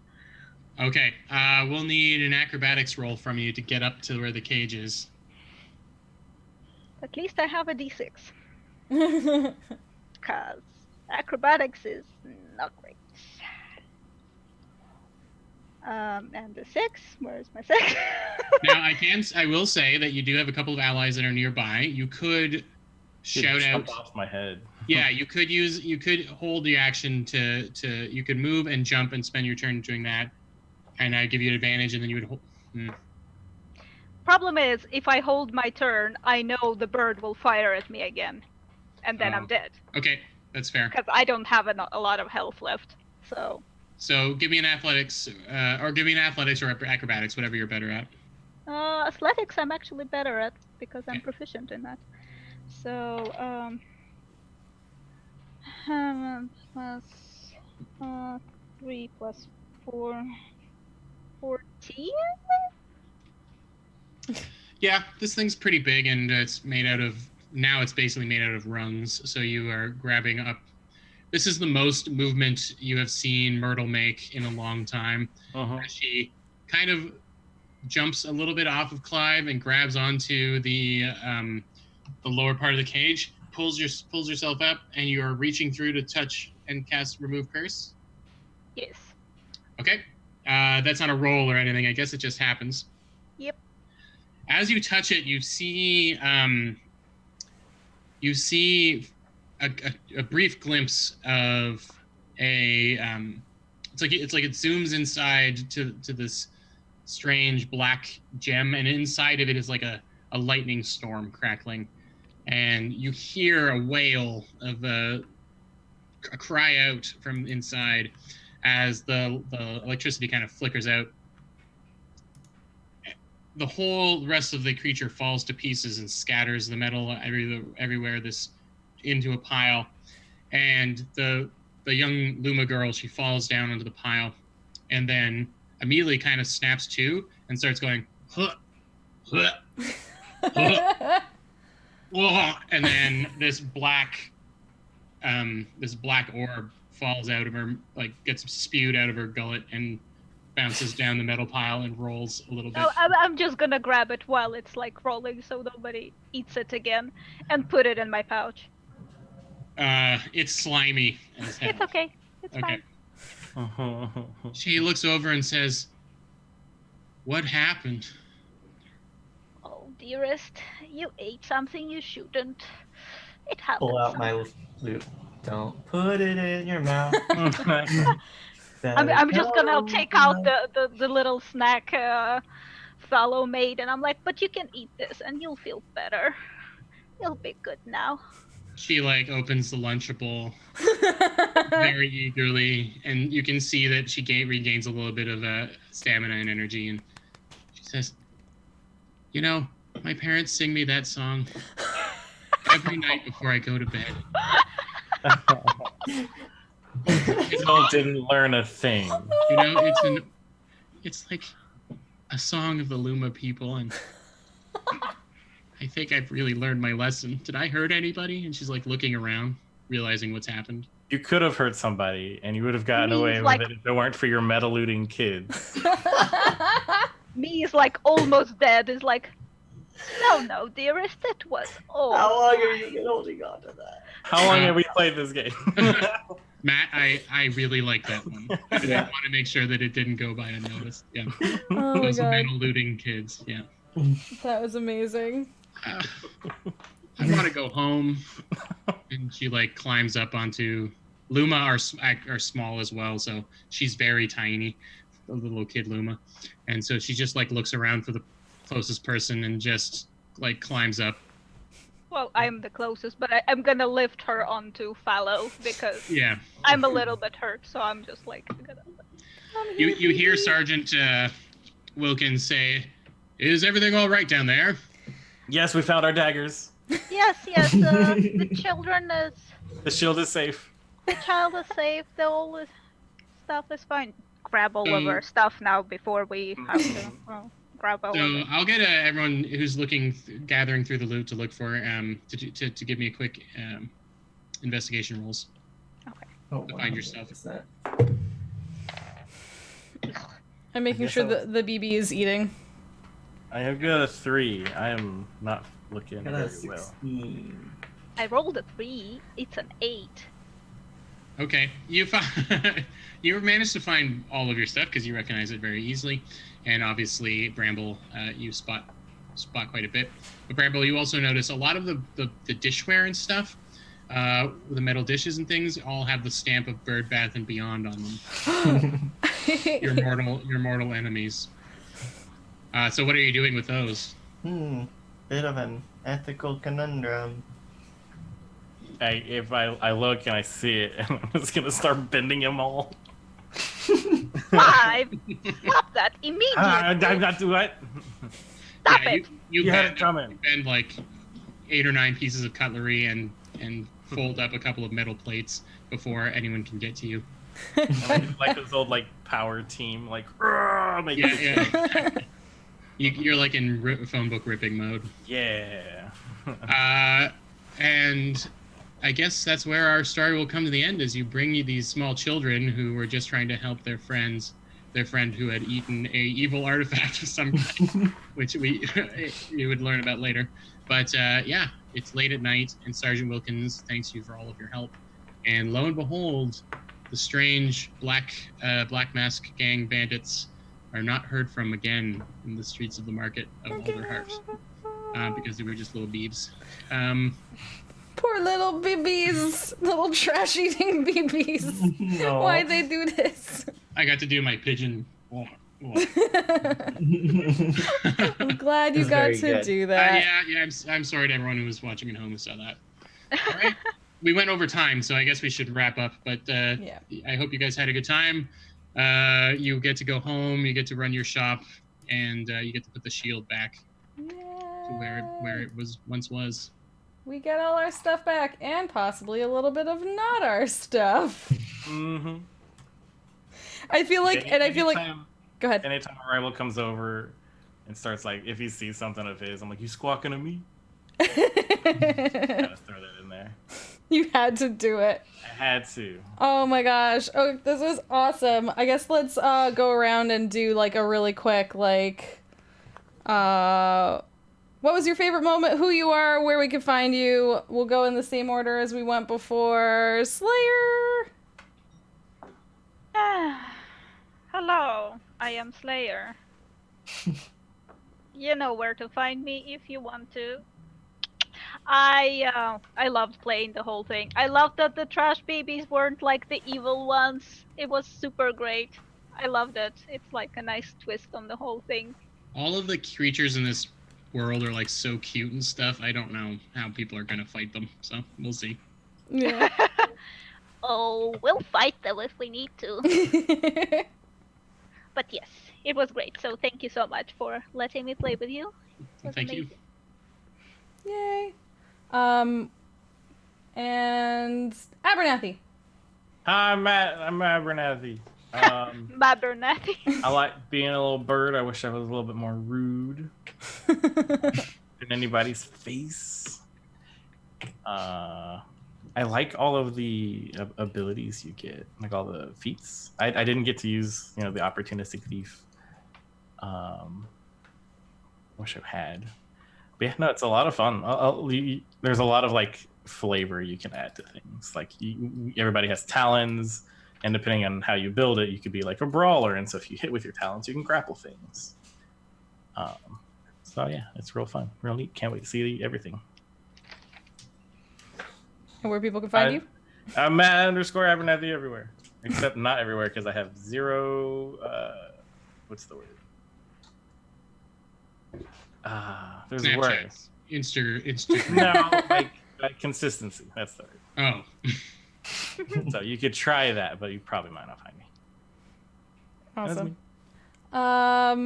I guess I'll go next because that's the order we went in. I'm Jess. Hi, you're here on my channel. Thanks so much for hanging out. This was so much fun. I love that the "Don't You Put It in Your Mouth" song came up so many times, and then in the end, the sweet little trash burb was like, "I should have known. I know this song, and It's definitely canonically now the song of the Luma people. I love that. That's so perfect. It's amazing. Yeah, so that I actually really, this is my first cleric ever. I didn't know what the heck I was doing, but I love that there's a cleric of the community and the focus is so much on like food and stuff like that. I'm so happy about that. It's so freaking cute. But yeah, this is my channel. Make sure you follow here for more nonsense. Do regular game streams, video games, tabletop RPGs, Aspire campaign, whatever else Jordan wants to come play on this channel, we will do. Really? Yeah. Whatever else? Well, there will be a caveat of this somewhere. Like, I'm on it. It's official. Oh no, I've made a mistake. But yeah, and also check out Critical Reroll later, our Critical Role podcast that we do over on that channel. And yeah, thanks so much for hanging out and playing Arch Faces. Jake! Hi, I'm Jake. You can find me at Jacob Honey on Twitter. My favorite thing was that I could make the cute little small mouse bully of my dreams and just help all my friends. I really like that the feats with the road bard were like all had to do with like your relationships with other people, and could merge that with my backstory. It's a lot of fun and made for some good RP moments. Awesome possums. Last but not least, Jordan. I'm Jordan. I am trying to be on Twitter more at Made of Cartoons. And also you can interact with me occasionally at the Deck of Many. I at least see those come in. Thank you for setting this up, Jess, and letting me run a fun little scenario for you guys.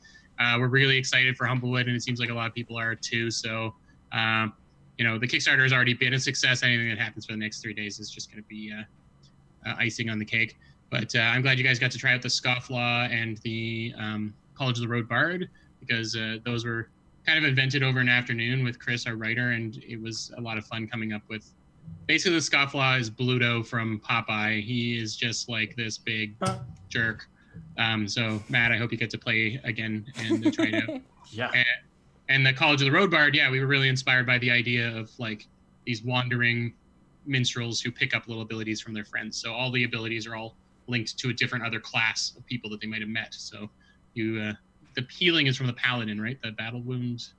Yeah. Yeah. I flavored it as I would have learned it from Jess, but it's from the paladin.